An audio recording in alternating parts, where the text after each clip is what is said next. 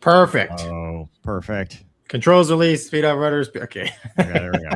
We'll get it right after a while. Welcome back. Hello, mover. People that have decided to watch us yet again. I know. It's just us now. Well, until next week, right? What happens next week? I think Casmo's coming on, right? Week after next. Oh, sorry. See, I said Groundhog Day. 14 days from today. That would be 2 weeks. You got at least 2 weeks of us, maybe 3. I mean, he gave us 2 dates. So that's true. Yes. Yes. How are you? Hey. Hello. Hi. Doug. Hello. Hello there in the corner. Gentlemen. Good luck, gentlemen. Why does he say that? Who? Gentlemen. Good luck, gentlemen. Who says that? That's in Top Gun. Oh. That's dude, just wrap that right in with they don't hand orders at the pool party after Top Gun and they hand it with a trophy. None of that's real. What? Right? That's when he says good luck. I've gotten all my orders at pool parties. You've been in the wrong military, Gonky. Yeah, Gonky, where have you been? You don't get your orders at pool parties? No, I've always been the alternate in the ladies' bathroom. So with the plaque, with the plaque, exactly. I've never been number one mover. Yeah, well, me neither. Yeah, always number last. Number last. Doctor. Welcome to the people that watch us. We're happy to have you. Yeah. Thanks. How was your weekend, Gonky? What did you do? Did you do anything fun? Did you solve any mysteries? Dude, it was a long weekend defending freedom. No, well, I hung out with you. No, you didn't. No, you spent most of Saturday away from old mover. Yeah, so the fitness program is getting overhauled in the DoD. Gonky is the fitness leader. That is perfect. You know what? I mean, I'm all for improving the fitness of our airmen, sailors, soldiers, Marines. But a 6-hour class for recording a run, sit-ups, push-ups, and measuring your waist is a little excessive. It could be a hammer. Could be hammer time. You can include the hammer with the 2-mile run. at least in the Air Force. So, but yeah, 6 hours of sitting there. I just thought, man, I think we're kind of losing sight of the whole PT test. You know, I'm actually more anxious for all the paperwork involved. Don't let SecWar hear you say these things. Yeah, oh, no. Sarcastic. SecWar put out very simple direction. The Air Force has, well, expanded upon that. So, Yeah, and I warned of this. I know. And I got massacred on X because all the Army nerds were like, oh, Air Force lazy and stupid. It's like, no, I've been in the Air Force. I know what happens. They take a very simple instruction and then make it way worse. Yes. And that's what it is. When the flying squadron cannot afford to waste time on this. Correct. We're already stretched too thin. Yeah. I just, like hour 2, 3, 4, 6, I'm sitting there and I'm just wondering, like, I'm thinking about all the fighter pilots that I idolized. And I just imagine, what would they say right now? They would be, complete with the gnarly mustaches and probably a cigar. They'd probably be like, sand. I think of what would 24-year-old mover say. Exactly. Yeah. 24-year-old you'd be like, if he knew about 43-year-old mover. Oh yeah. He'd probably be real disappointed. Same thing on my side. Same thing on my side. Where did I go wrong? You're real disappointed. Woo. It's like, what happened there? I trained you better than this. Right. Yeah. Right. You were the chosen one. I missed an intervention somewhere along the way. Yeah. So. Hey, May the 4th be with you, by the way. You should have worn your rebel shirt like that guy was fascinated with at dinner the other night. Well, it was either he was confused whether it was a Top Gun shirt or a Star Wars. I like both, so. Oh, it got your ice tonight. That's good. Damn it. I meant to mute myself. That's perfect. Oh, that's great. We're back. That's right. No, man, it was a good weekend. It's good to see everybody. It was a good time, man. How about you? How was your weekend? It was good.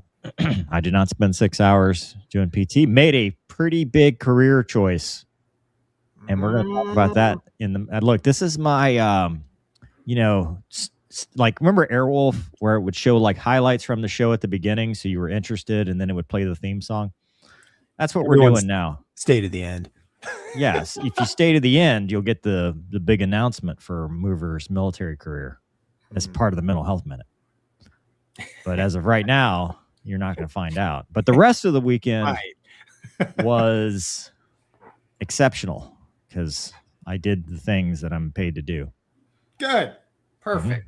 We did PT on Sunday morning. We did, and I proctored it. I watched. It was cold. Mover executed. He executed as Sec War would want. And yeah, if you ask me, man, I'll glowing review, Mover. You also saw me fall for the VA. Quite, yeah, that's true. right in front of Jag. Right in front of Jag. It was like, you know what's funny is I heard somebody ask me like, "Are you okay?" Because they like saw it from across the field, and I'm like, "Write that down. Dude. Yeah, write that. Right. Make sure you write that." Perfect, dude. See, it's fine. Yeah, it's fine. No, man. But what else is there? Nothing else for me. Doug, how's your life? Did you buy a Tesla yet? Oh yeah. Is that public? Yet. My weekend was not particularly noteworthy. I shopped a lot, but we're still putting it together. What'd you think of the Tesla, man? Mover said you did the full self-driving, and they said, "Here, take it." And yeah, the up-to-date full self-driving is it's so cool it scares you. Yeah, like when we got in the car, I was like, "This is really weird. This is not okay. This is horrible." And 15 minutes later, we're eating ice cream bars and talking. Yeah, right. Do you see what I say when I'm like, I don't think pilots are going to be a thing. At least, like it's just too good. Yeah. Wait till and it's zippy. Yes. Wait until they have full self taxi at like Chicago. They're close. Yeah, they've got it in Austin. Yeah. Up in Washington route too, right? No. For the airplanes. Oh, Like you meant put rubber the taxi. you go Command A and the thing taxis you around. Oh, that would be glorious, dude. That's my highest stress. Like, we're gonna talk about Newark here, but like, Yeah. land at Newark, take the exit, dude. I got the table out. I'm like, all right, ready to write. I got my map up, and it's still.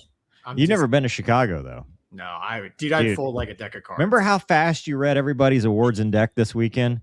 That is how they give. Which, by the way, in case anybody's wondering, if you're having some kind of emotional ceremony, definitely have Gonky read it, because it doesn't matter if it's 50 words or 5,000 words. It will finish in the same amount of time. I read it as we read them in the Navy, sir. Official. What do I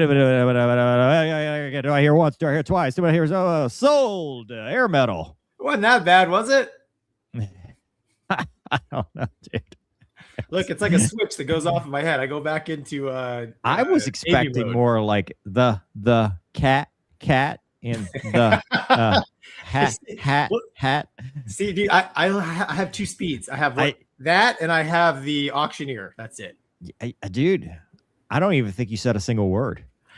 I think it was all the same word. I literally told him I'm illiterate. You want me to give it under my hand this day? That's right. Like what? What happened? Hey, listen, man. They were happy, so that's all. Yeah, this poor guy's retiring. He's never going to be in the military again. Need to hire you Last for words he graduation hears next is week. Gonky giving his retirement order. 10 and 5 and 5. Sold. You're retired on July. Sold. Get out of here. Never come back. Does he say dude before and after he's done? Dude, get out of my squadron or my command. Dude, get.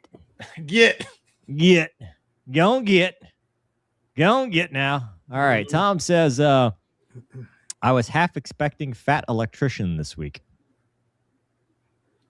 That's unsubscribed podcast. Oh, okay. Yeah.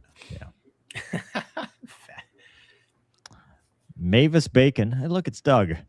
Hey, Mover and Gonky. Went to my first air show this weekend. Great Texas Air Show at JBSA Randolph. Got to see the Viper fly for the first time. Amazing. Awesome. Living my dream. Awesome. Yeah. Crazy Pete says, what are Gonky's new pronouns? Were. That's right. Yeah. It's sir. That's my pronouns. That one works for a lot of things. Gonky's going to be a man of importance soon. I don't think so. What is this? Why we start this? Mover, did you happen to see the post from FEMA talking about his emergent landing in Panama last week? His YF-16 had a hydraulic failure. Oh no. YF-16. Yeah, I guess that's is that the demo jet? Panama? It's the zombies. Yeah. Okay, that's right. Who's FEMA? I don't know. That's the call sign of the guy that flies the demo jet. They're QF-16s. Maybe he's talking about the one that's painted up like the YF-16. Yeah. Panama, not Panama City, not Tyndall. Panama, not that one. The one like in the country with the canal. It's that one. The one in between North and South America. Yeah. The one, no me gusta. Yeah. Remember in Team America? It's that one. Well, hide failures happen. Although Panama City in Florida could have that too. It could. It's very hard to.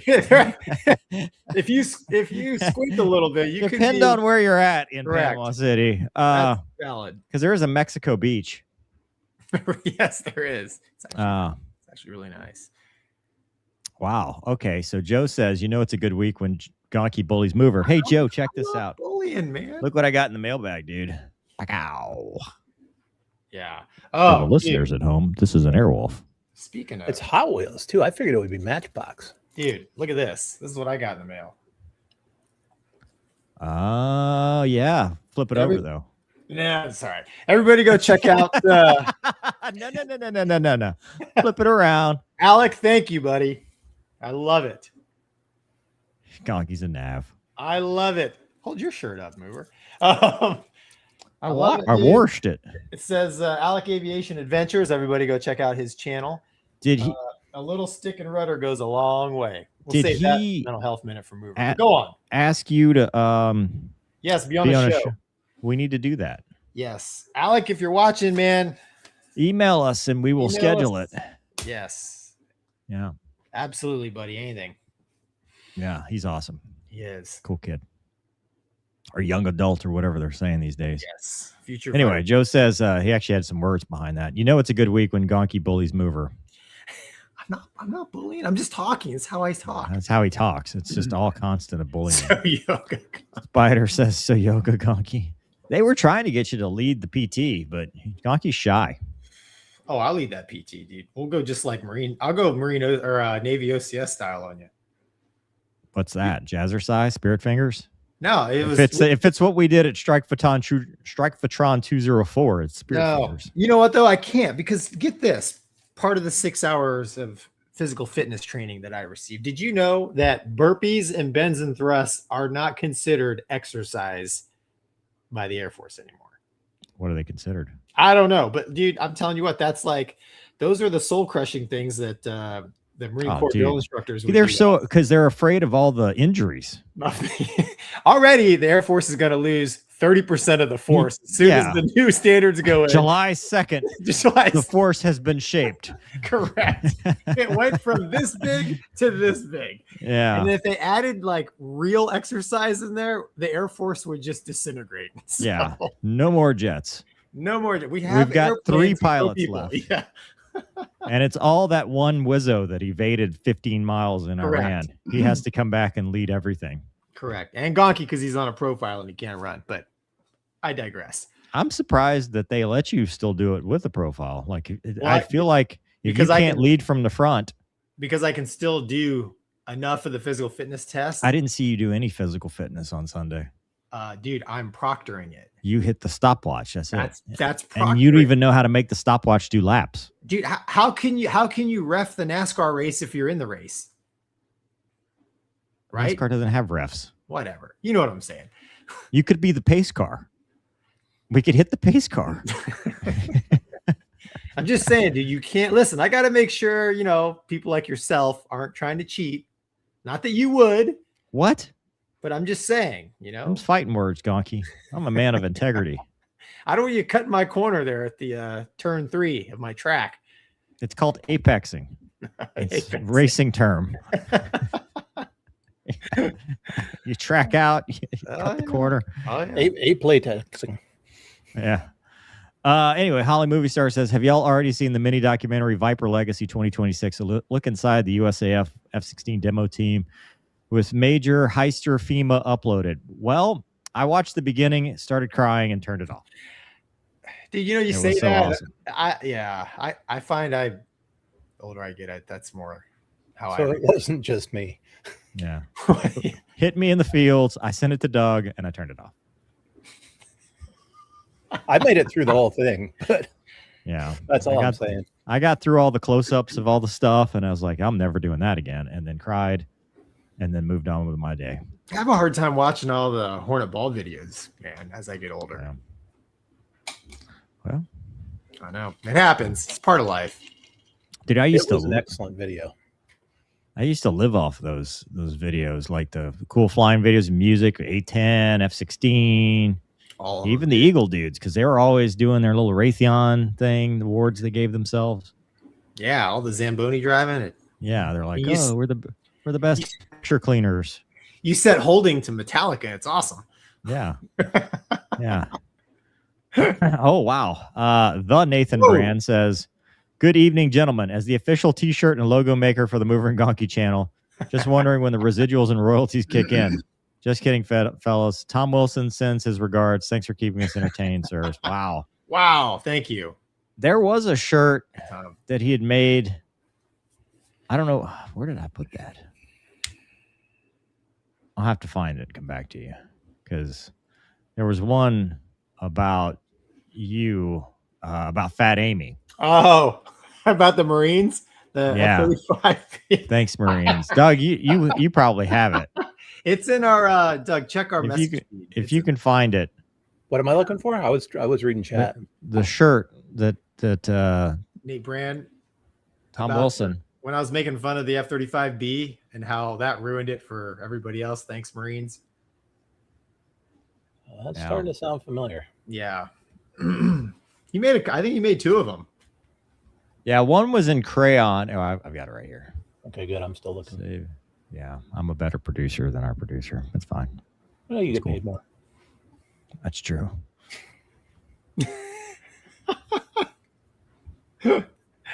Yeah.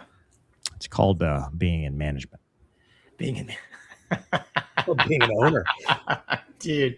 Owner operator. That's awesome. Oh, you got to pull down his. There we go. There you go. So to speak. The F-35B is garbage, and it made the A&C super garbage. So thanks, Marines. I told you I'm illiterate, dude. Dude, you look 40 years younger right here. 40 years younger, and I think I gained a couple pounds in my youth. Well, it's baby fat. I luckily, yeah, it's a Monday after a bender. It's a Monday.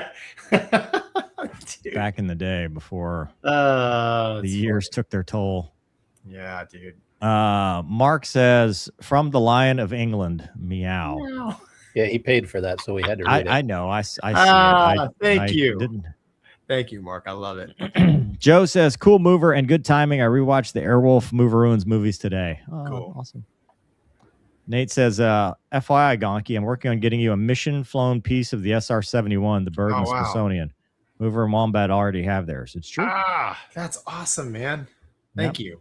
He's going to end up making me go to the post office, though. Gonky has his own P.O. box. I do. But I do like it. I love it when Mover delivers things to me, so just... sir. That's right. Sir. Gundam Blade says, evening, Doug, Gonky, and the amazing Mover. There you go. Like it already. I know one of today's topics will be Gonky flying decisions over Newark. As always. Yeah, that's our first topic if we ever get there. Yeah. We don't have guests to keep us in line. What's up, gentlemen? Says GC 2005. After Marine OCS, I went to an Air Force base and saw PT. They were just stretching for 30 minutes. That's actually a higher speed than what we did because most of it's just standing around if you're Gonky. That's true. Well, listen, man, I'm not going to hold your hand. Like if, you took it upon yourself to go, run. I did. So you will, there's no doubt in my mind, you will have no problems. But there's other people that, well, they chose to do nothing and that will come back to bite. Did you see that Space Force dude? Yes. I did. That's the first Space Force uniform. No, but the best part is he's fast. Yeah. Yes, he was fast, dude. Doug, it reminded me of like when you're racing Champ Car and Lemons, and you're with a class that's way above you, and they slow down just to mess with you, and then they just go. Like that time the GT Porsche came to our track day. Correct. Because so I'm doing sprints, right? I'm doing, sprint the straightaway as fast as I can. And I get to, he comes off, the track like merges with another track, and he comes off and he's right in front of me, and I'm in the lane next to him. And I start sprinting. And as I start to pass him, he just is jogging faster and walking away from me. And I'm like, this is as fast as I can go. And he's just doing his normal pace like a gazelle. Yeah, he was fast. You're right, dude. He was. I mean, I guess you got to be fast in the Space Force. If the aliens are coming at you, you die first. He's been training in 0G. Yeah. Or Mars gravity. No, that's super high altitude training. Somewhere, he's some planet with heavier gravity or something. Yeah. Whatever. Cade says, just did my first solo on a Schweitzer 126 glider this weekend. Hour and 15 minutes. Do either of you fly gliders at some point in your career? Not on purpose. That's correct. Not on purpose, but I've always wanted to fly a glider. I think it'd be super cool. I just never had the opportunity. Yeah, we don't have like thermals around here. I mean, I guess we do physics and stuff, but we don't have like a lot of gliding. Yui says, gents, I need some advice. If hypothetically I got a student naval aviator slot and I'm due to ship out in a few weeks, but also got the call from an A&G unit to fly Fat Amy, which way do you think I should go? Ooh. It depends. I don't know that you can. All right, Gonky, you tell me. Well, if it's possible to have 2 offers. It just depends on what you want to do, to be honest. But he has 2 offers. Let's assume. Says hypothetically. So Okay. I don't know that I don't know the nuances of like, can you have both offers at the same time? But if he does, you know, if it's me today, hindsight looking back, I'm going to go the SNA route because the career I had in the Navy was exceptional. But if your guard unit is in your hometown, let's say, and that's someplace you want to live forever, your family's there, your wife's there, you got established roots, it's F-35, which, you know, you're not disgusted by, you want to fly it. I would do that. The problem with SNA route is it is a box of chocolates. You could end up in helicopters. 100%, which there's nothing wrong with helicopters. I mean, we need last place people P8 too. pilot. We need super last place people too. But I mean, you're rolling the dice because in the Navy, like 75% of naval aviation's helicopters, you know, just a small percentage is TAC air, right? Fighter, fast jet aviation. So it really depends on what you want to do, man. So I know that's not a clear answer, but that's what it's food for thought. Mover? If it's possible, because I don't know how far down the rabbit hole you can go, right? And you haven't signed anything, and they are 100% have a slot to your name. Go guard. I don't care if any fighter in the guard is better than active duty. That's my thought. I think the guard is a better deal. It's a choose your own adventure. There's full-time positions available if you want to go that route. There's part-time positions once you get seasoned if you want to go that route. Now, guard has some politics, but so does active duty Navy. But you will not be in, first of all, you'll go to pilot training. As long as you make the grades, you're going to go your fighter. So you're not stressing out like everybody else as much. You still have to make the grades, but you're not worried about track select and all that stuff. As long as you're above the cut, you're going. That's part one. Part two is your entire career is in your own hands. Now, is it though? Well, as we have found out, not necessarily, because sometimes units close, they lose iron, all that stuff. F-35 is probably pretty safe, but we can never predict. I think the guard is the best deal out there. I think the guard reserve is a better deal than dealing with what we've talked to the stop loss aviators, the ones that are trying to get out at 10 years and they can't, and all that stuff. Or you do 2 years and the next thing you know, they're like, oh, well, guess what you get to go do? Like, you will have more control flying guard Viper or guard F-35s. And F-35 is not a bad deal in the guard. And when you look at what's been happening downrange, the Vermont guard dudes have done more than just about any active duty. You know, they were doing in the Maduro raid. They were involved in the stuff in Iran. So you're getting your fair share of action doing this, but in a little bit of a, have it your way, Burger King jet. On the flip side, if you get lucky like Gonky, you can have the best career ever, and you can reenact Top Gun. You can play shirtless volleyball or football now. They don't do volleyball. You can do all the things that made Top Gun Maverick special. You can probably make 60-year-old captain. I don't know. But you're still on a boat with 5,000 other dudes. Yeah, love-hate relationship with the boat, dude. Listen, there's something cool about being on like the most powerful ship ever. I don't know, like it depends on what, dude, on what you're looking for in your flying experience. Dude, everything Mover said is 100% valid. All I'm saying is it's gonna suck if you're flying the Osprey in 3 years and you're like, man, I turned down the F-35 for this. That's true. Or the COD or the P8. Yeah. Not that there's anything wrong with the P8 or the COD. I mean, or you're on one of those little ships with the helicopter, so you're like one of like 4 aviators on the whole boat. Dude, honestly, that it's not a bad deal. I hung out with those guys. Okay. Anyways. Islamic State says, I'm surprised naval aviators aren't protesting the MQ-25s. They won't be able to probe each other from behind anymore. Also, meow. I love it. Abgeek Joe says, wonder how Mover got the Zapper 11 Jagman report. It's actually Zapper 12. It was sent to me directly from a family member, and I confirmed it with the actual JAG that it was cleared for public release. And once I got that approval, I made the video. So it's not a public thing because they have not published it anywhere. I don't know who has it. They probably want to keep it under wraps, and we're going to talk about why and how it's kind of a disservice to everyone involved, including the families. It is a disservice, not kind of. Yeah, but we're going to talk about it. If we ever start. Core Jr. says, I was recently driving to Charlotte, Michigan, and I saw a farm that had 3 rusted out F4s with Air Force marks in some guy's farm. You probably see some A320s with some rusted out marks. Yellow ones. Yellow. There's a MiG-23 in some guy's front yard here in Baker. So, yeah, anything's possible. Full Afterburner USA. Evening, fellows. Mover, what's your favorite glider you've happened to fly by accident? The F-16. Yeah. Yeah. That's funny. Yeah. GC, I forgot I changed my name. It's Garrett. Oh, hey, Garrett. Didn't notice you with the Arctic camo.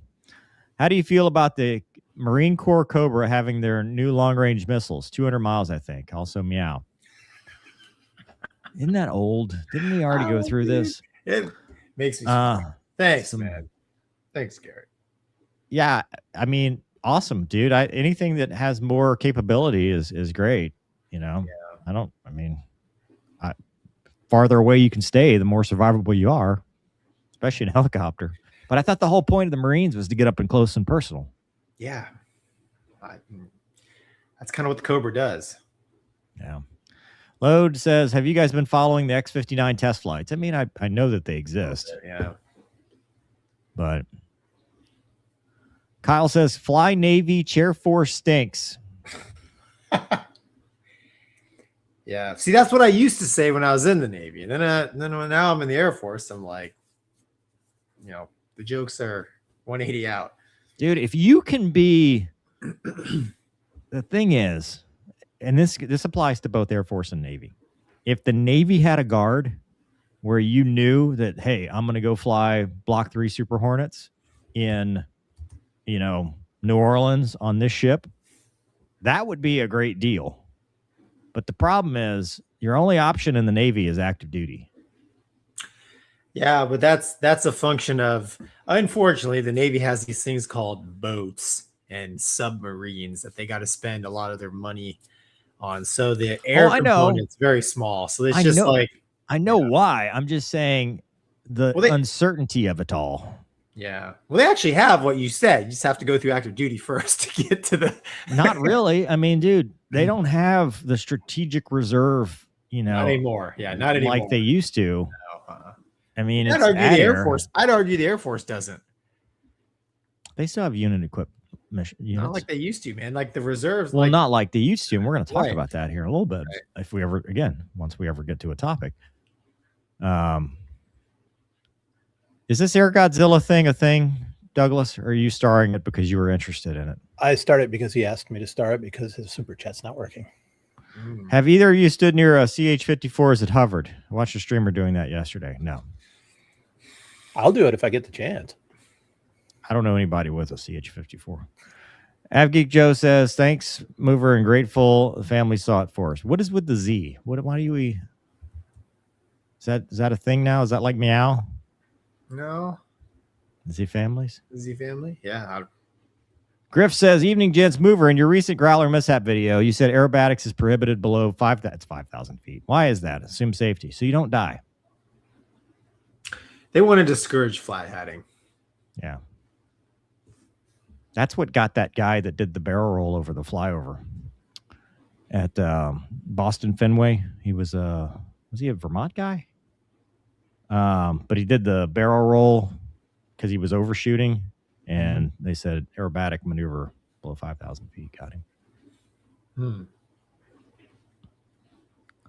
Holly Movie Star says correct, Gonky. It's on the Gulliver cutoff to Baker. That's right. On road Gulliver cutoff to Baker. That's right.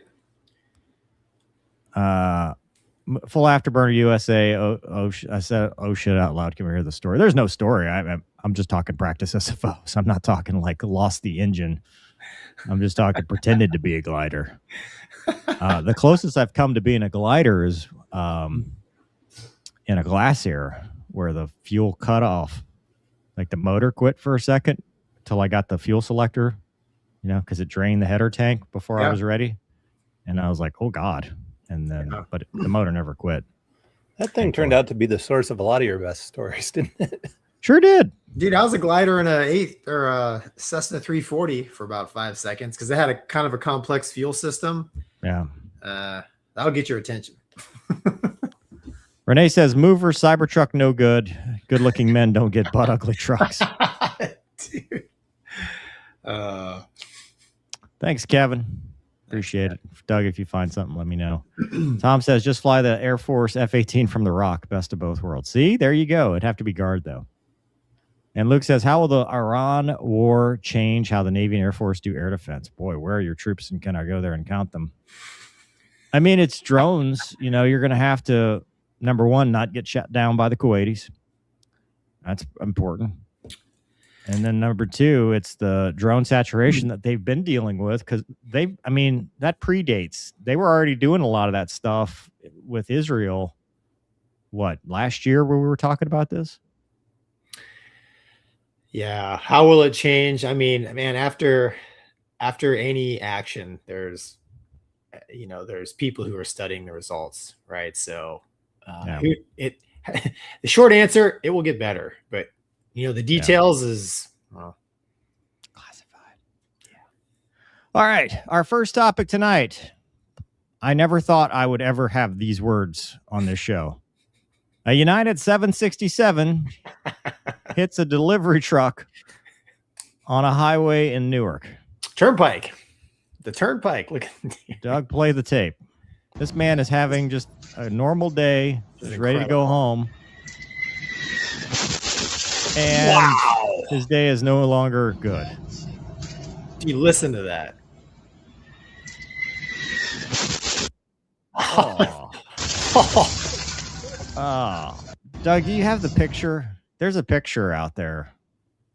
I do have it. I need to figure out how to put it on the thing. Hang on. Put it in the media assets. Dude, that. So NTSB is now investigating. Yes. United 767 that they say hit a light pole, and obviously a little bit more than that. It hit this truck, had minor damage, but landed safely. Thankfully, this man was not significantly injured. I'm sure he had some minor injuries. There you go. There is the picture, allegedly, unconfirmed. Can you hit the plus sign? Can you hit that? It's as big as it gets. That's what she said. Dude, this is like, we talk about the game of inches. This is like a couple feet away from being plane crash, a whole big air disaster. Yeah. And so, one of the things people point out, I think this is, you've been to Gonky, you've been to Newark, Newark a lot more than I have. Mm-hmm. Runway 29 has a visual approach and an RNAV. That's kind of wonky. Right. But at least in 7.8 and the 7.3, I'm pretty sure the box will guide you around to it. Like you're not just flying it, your hand flying it. It'll put you all the way, like glide slope all the way down. Yeah, and RNAV visual has guidance. Glide slope guidance too. Yeah. Because I saw somebody who was a 7.8 pilot on X saying that if you're on an RNAV, you don't get glide slope guidance, which is not true in anything I've flown because it builds a glide path all the way out. And Airbus probably the same way where it builds it out. I would assume, I don't know the 7.6, I would assume it's the same thing. But either way, let's say it does or does not, this is a very drug-in approach. I can't imagine the airplane's not yelling at him. They need to reterps it. What would it be saying? Glide slope, too low, terrain. Well, if I you don't clicked know. everything off and didn't have the flight directors. I mean, because they're almost at the. You can see the chevrons. Pappy, right? What Yeah, about you can see the Pappy? chevron. You know, you definitely are the red over red. Well, that's what I'm But- saying. Like, I mean, no matter what, even when I'm using ILS for guidance to help, I also reference the Pappy or Vazzy or whatever. Pappy or Vazzy are lights that they have on the side of the runway that can give you a no kidding visual using red is bad, right? So using colors of lights so you stay on glide slope. Dude, this guy's seeing all red. Does he even see the Pappies anymore? Right. He might not. He's like, hey, I think they're off. And click. Right? He's like, what's going on? And then the other thing, I mean, gosh, man, I don't fly much, but even I have a sight picture for landing in the first. Well, so it's 767, right? Do we know where this was coming from? Was it Greece? Was it Greece? I think, yeah. I mean, it long flight, right? I'm pretty sure it was coming from 169. Inbound from Italy. Italy. Yeah, according to the So, I mean, depends on the time of flight. It could be an unaugmented, depending on how many hours that is. I'm guessing they're probably augmented, but maybe not. But you could still, fatigue could be an issue, doing a pond crossing. Yeah, I mean, for sure, something was going on with the crew that led to this, because, I mean, there's nothing wrong with the airplane, right? So, have you ever done this approach? Not to 2.9. The 2.9 is pretty rare, right? Yeah, so 2.9 is 6,700 feet long, which, well, it's okay. You're trying to use. You're trying to land on. I mean, a big airplane like this. I don't know if maybe they were carrying gas because maybe it's cheaper over there. I don't know, but big I doubt it. In Europe, that's true. But big airplane like this, yeah, he's they probably want to land pretty early, but I mean, dude, like they are well below. I mean, dude, he almost hits the wall, right? Dude, that truck, if that's a real picture, which I've never seen whether it's confirmed or not, but if that's a real picture, that truck is lucky that it didn't go over the side. Like that, right. It just tipped over. Because in the video, I think it just tips over in its lane. Yeah. But if that truck goes over the side, that's probably a 20-foot drop. Yeah, dude. Like you said, extremely lucky. I don't know. I find it, they taxied, they taxied to the gate, said, hey, they felt something on approach. Toss the keys to maintenance. Hey, yeah, check it out. Something felt a little weird. I just find it hard to believe that two pilots up front would, like, even on a visual, two or three, could be three. Excuse me. Yeah, 2 or 3 up front would accept a flight like that. And here's the other thing, man. If you're coming in a big jet like that, long distance, and you're landing on the short runway, even if you're tired, right? If you're fatigued, dude, I'm gonna have the RNAV up. I'm gonna have all the stuff up to help me get this thing on the ground. I mean, maybe the crew who lands it, maybe they just got up, right? They're just doing the landing, but. Well, that's usually how it works. Usually the one that lands takes the middle break, so that they're fresh for the landing. So like probably the shorter runways, I go to Midway sometimes, it's short. And when I go there, I use the guidance, right? I use the ILS to back me up. And I might cheat fly half a dot low on the end game, but you want to use all of your available help, right?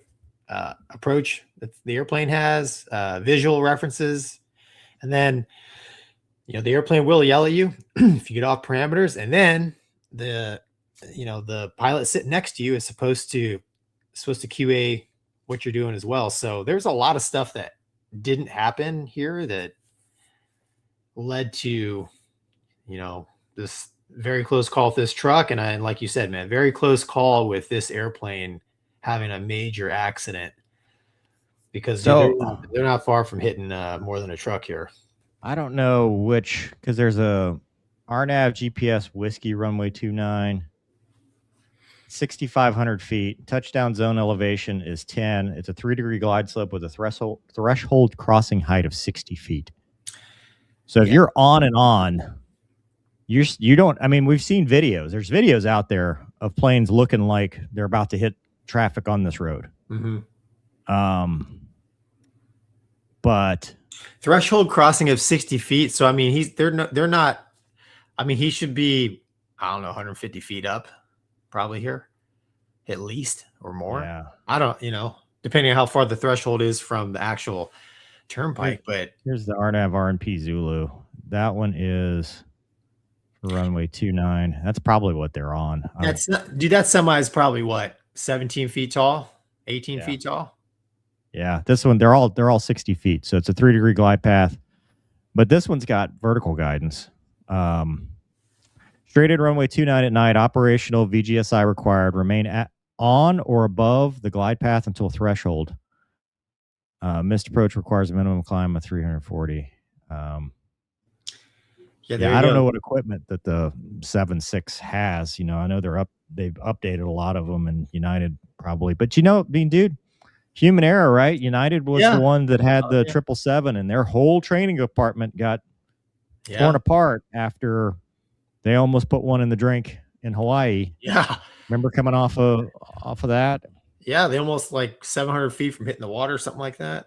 Then there's the bridge visual. So if they're on the visual, when cleared for the bridge visual, cross the Edison-Driscoll Bridge at or above 2,800, proceed direct to Trimley Point, and then turn left and descend across the turnpike. Yeah, I mean, that's probably 7.6 ER, right? So, I mean, they're relatively newer, airplane. Yeah. I think they probably have all the toys in that thing as far as. Well, I mean, we always backed ourselves up, even for visual approaches. Right. You always backed yourself up with something. So I always had the magenta, flight director, and then in the 7.8 you had the HUD, and on the 7.3 you had that. I mean, dude, even in the Skybus, if you have the visual pulled up on the display, it has the little green ticker, which is the glide slope. So like you're doing your visual flying, just glance down, you're like, oh, I'm right on. Yeah. So I mean, this one, errors were made on this, and I'm just thankful that for sure nobody was killed. Holy cow. Sure. I also wonder too, because I was looking at the NOTAMs just to see if there's any construction or something. Because sometimes, you'll have where you got to put it in vertical speed. If something's non-standard or where you're supposed to touch down, and if you do it wrong, you end up going short versus long. Right. But you could do the. I mean, I don't see that here. So I think it's just somebody's looking outside and had the wrong sight picture. Maybe got drug in slow, Gosh, I don't know, man. Nobody said go around. All the guys I fly with, I mean, I just. Let me ask you this though: if you know this happened, do you go around? No, probably not, man. Because you're right there. I mean, as long as you have control of the airplane and everything's. Yeah. I don't think. I think they probably felt a little bump and are like, oh, what's that? I don't know. Land, reverse, right? Spoilers, brakes, all that. Wow. I mean, they're under 20 feet from landing, so there's really not. Well, they're probably about 70. Height-wise. No way, dude. That the semi is not 70 feet tall. No, but it's on a 30-foot elevate. Oh, I see what you're saying. It's not runway level. Yeah. Even 30 feet, dude. Yeah. Hell, even 50 feet, right? I mean, yeah. They're in the flare. They're in the. I mean, this is the flare. Right. I mean, he's starting to. Right. 50, 40, 30. Yeah, 30. I'm kind of starting to flare in the small jet. This thing here, you probably start in the 7.8, 50 feet. 50. Yeah, right. 40. Like as you 50, 40. Yeah, dude. They're so very lucky, man. Dude, I'm thankful that we're not talking about another LaGuardia. Yeah, and the whole area surrounding Newark is very developed and populated. So, I mean, God forbid anything ever happened there, because if debris goes off the airport spaces, I mean, there's roads and buildings and all kinds of stuff. The Raider says the Newark winds were 310, gust 27. So that's a pretty big gust spread, 14 knots. Yeah, but right down the pipe. Yeah, a little bit quartering, but I mean, dude, an airplane like that, I mean, that's yeah, that's a training thing. Yeah, I've never landed on 29. I think I've done the bridge visual in the 7.3, either in training or in real life. Yeah, those winds probably, I don't know what United's limits are for the plane, but I mean, that's not that, dude. They're well within limits. You think so for crosswind? Yeah, 37 knots. That's not a 37 knot crosswind. What do you say the winds were? 310. It's 290 is the runway. No. For landing on 4 right, 4 left. Oh, those are the big runways. Those are the ones that I've landed on. 4 left, right, and then 180 out, 22 left and right. 40 knots. Is the 7.6 limitation? Yeah. Dries 40, wets 25. Yeah. I mean, that would be sporty if you try to land on the long run. Yeah, it wouldn't be fun. I mean, I understand using 2.9, but I mean, maybe they need to returps it. Yeah, apparently. Or, dude, and we may find out, since it's a U.S. carrier, and we can all learn from things like this, because, dude, I'm perfectly capable of gooning up a landing. So I'm not saying these guys are idiots or nothing, but I would like to know where the breakdown was so I don't make the same mistake. And if there's going to be an investigation, and I got a feeling they're going to find something, human factors. But I mean, they may say, "Hey, look, we don't use 2.9 with heavy aircraft." Yeah. No semi. I mean, think about it though. I mean, remember at Bell Chase, what was it? What was the runway that went over the water, and you'd have the big ship, and you're like, "Dude, I hope I don't hit this ship." Yes, I mean, exactly. You have moving obstacles sometimes that. I flew right over the Carnival. Yeah. Cruise ship. That was. I mean, I thought it was cool, but you're right. I mean, it happens. Yeah, it does. I just, man, I don't know. I just don't know where the breakdown was. I mean, I'm almost certain something happened, human factors wise, and I'm just curious to see what that is, because I can't. 7.6 isn't gonna, if you turn on all the toys in that thing, I can't see. I mean, maybe there's a gotcha, yeah, but I don't know.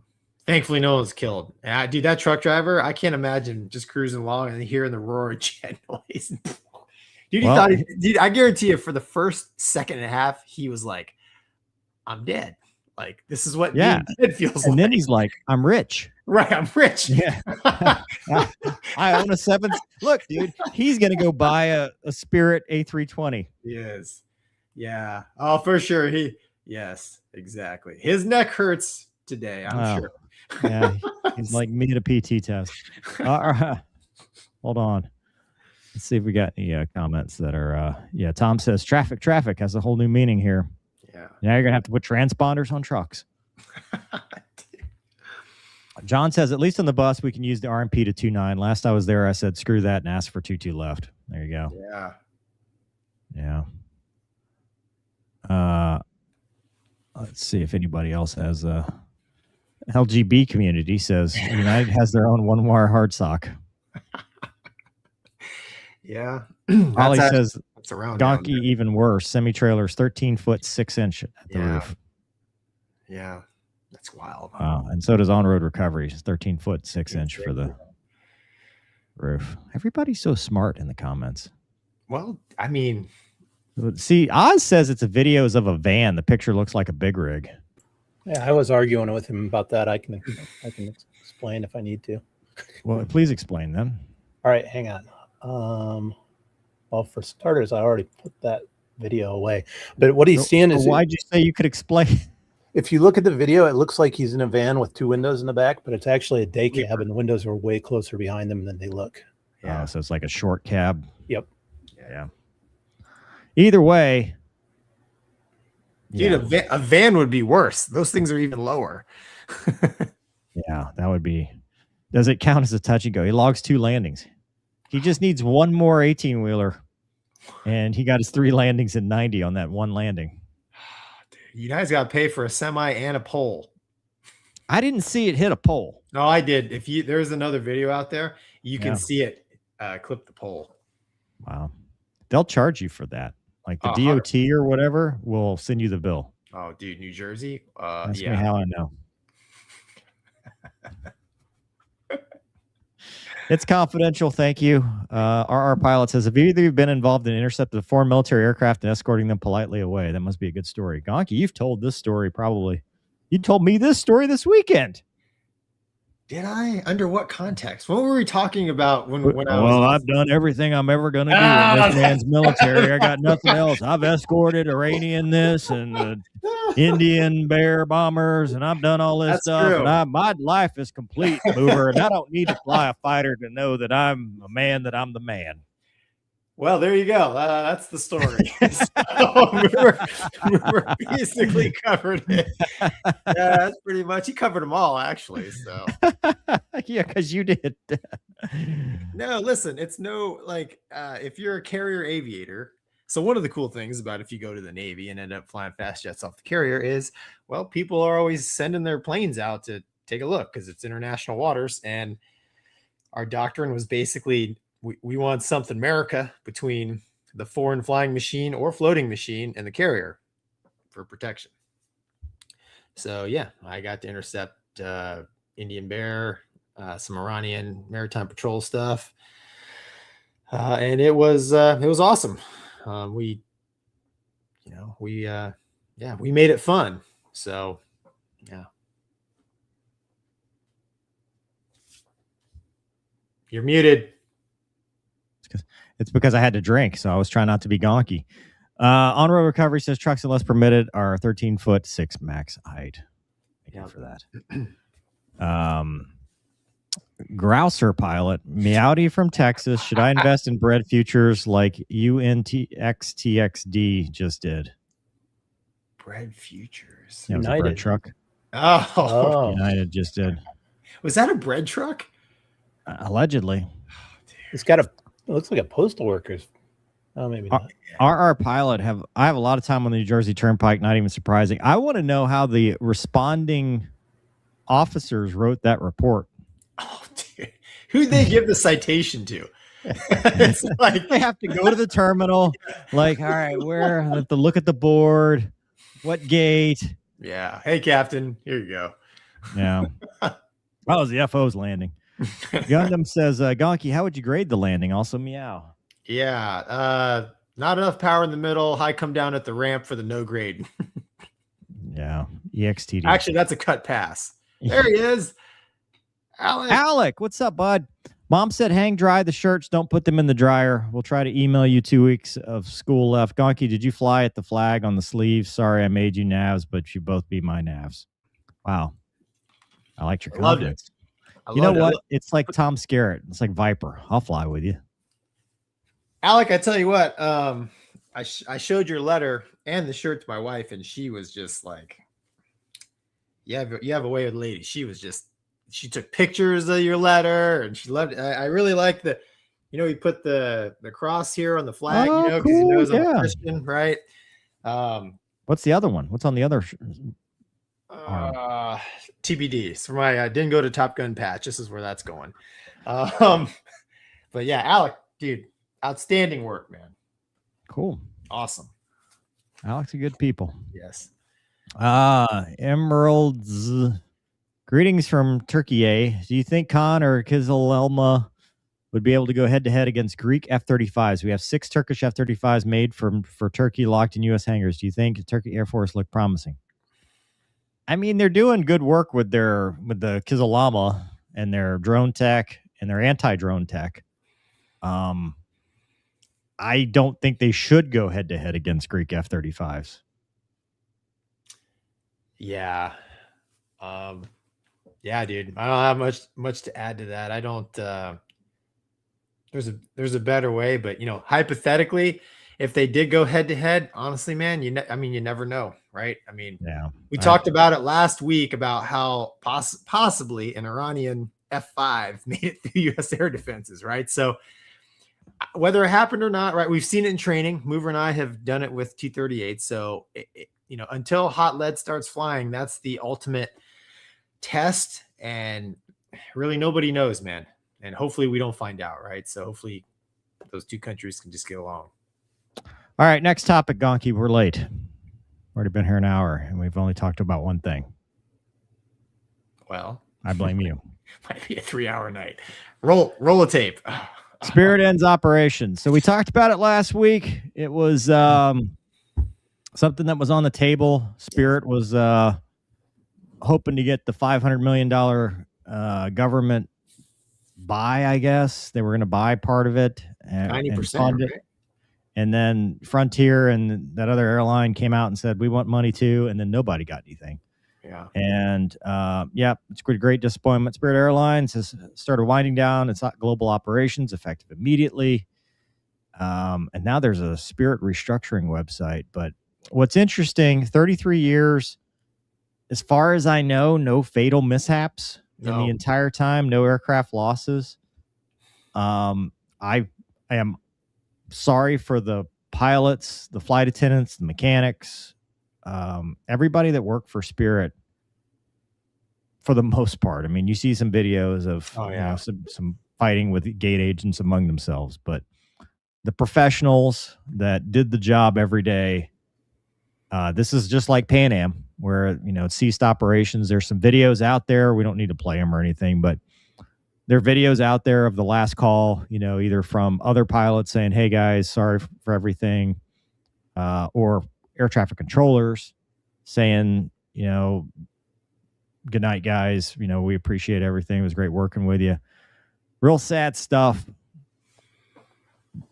Not something that you want to see. However, I will say that Spirit Airlines and that model brought this upon itself. It was never really sustainable. It brought down the industry, I think, in how they were pricing and how they were creating this. They blamed it on fuel prices. I just don't think it was a sustainable model. And the quality of air travel as a result has gone down. Just based on, these fares with hidden fees and, they were all the extra stuff they were doing. But it did cause a little bit of price competition, and competition's always a good thing. And now, because they were not allowed to merge with JetBlue, they are ceased operations. They couldn't keep the lights on. So, but they're not the first and they won't be the last. That's just the airline industry. Yeah, Mover, it is sad. I mean, just thousands of normal people just trying to make a living. They have families and obviously big changes now. And from the pilot side, the thing that really stinks is, you commit yourself to 20 years, let's say at Spirit, and they go under, and you can go get a job somewhere else, but you start all the way at the bottom again. So, you might be 5 years from retirement, 10 years from retirement, and you got to start all over again, roll the clock back 20 years, right, on a career, but the old body is not 20 years younger kind of thing, right? So that's the really heartbreaking thing for pilots. And you're right, dude. I have flown on Pan Am, America West, Northwest, Braniff, a lot of major airlines that back in the day were, could never go out of business, and they're just history now. So, in the airline world, what exactly killed Spirit? Some people are blaming Elizabeth Warren, some people are blaming fuel prices, some, dude, like you said, Mover, this is a very volatile industry. And, the giants of today, United, Delta, they could be gone tomorrow. I know people who probably work for them now. Oh, no way. But dude, I'm telling you, ask some of the old timers. Right. So, it's sad, man. Yeah. You know, it's sad. It's the way it goes. And if you're lucky, dude, you know, you have a career where you avoid the furloughs and you're at a company that's run well, and you know, you can make it a full career. But you know, I'd argue the majority of professional airline pilots out there have probably had some significant headwinds in their career. The trick is have that early in your career, right? So ask the TWA pilots exactly what they've gone through. I mean, they tried to bail out the company. Yeah. And then were absorbed. Didn't work. Right. And stapled. Right. And lost all that seniority as a, you know, acquired, not merged kind of situation. Yeah.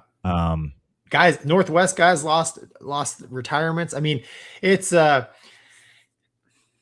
it's one of the many reasons that I moonlight as a professional pilot these days.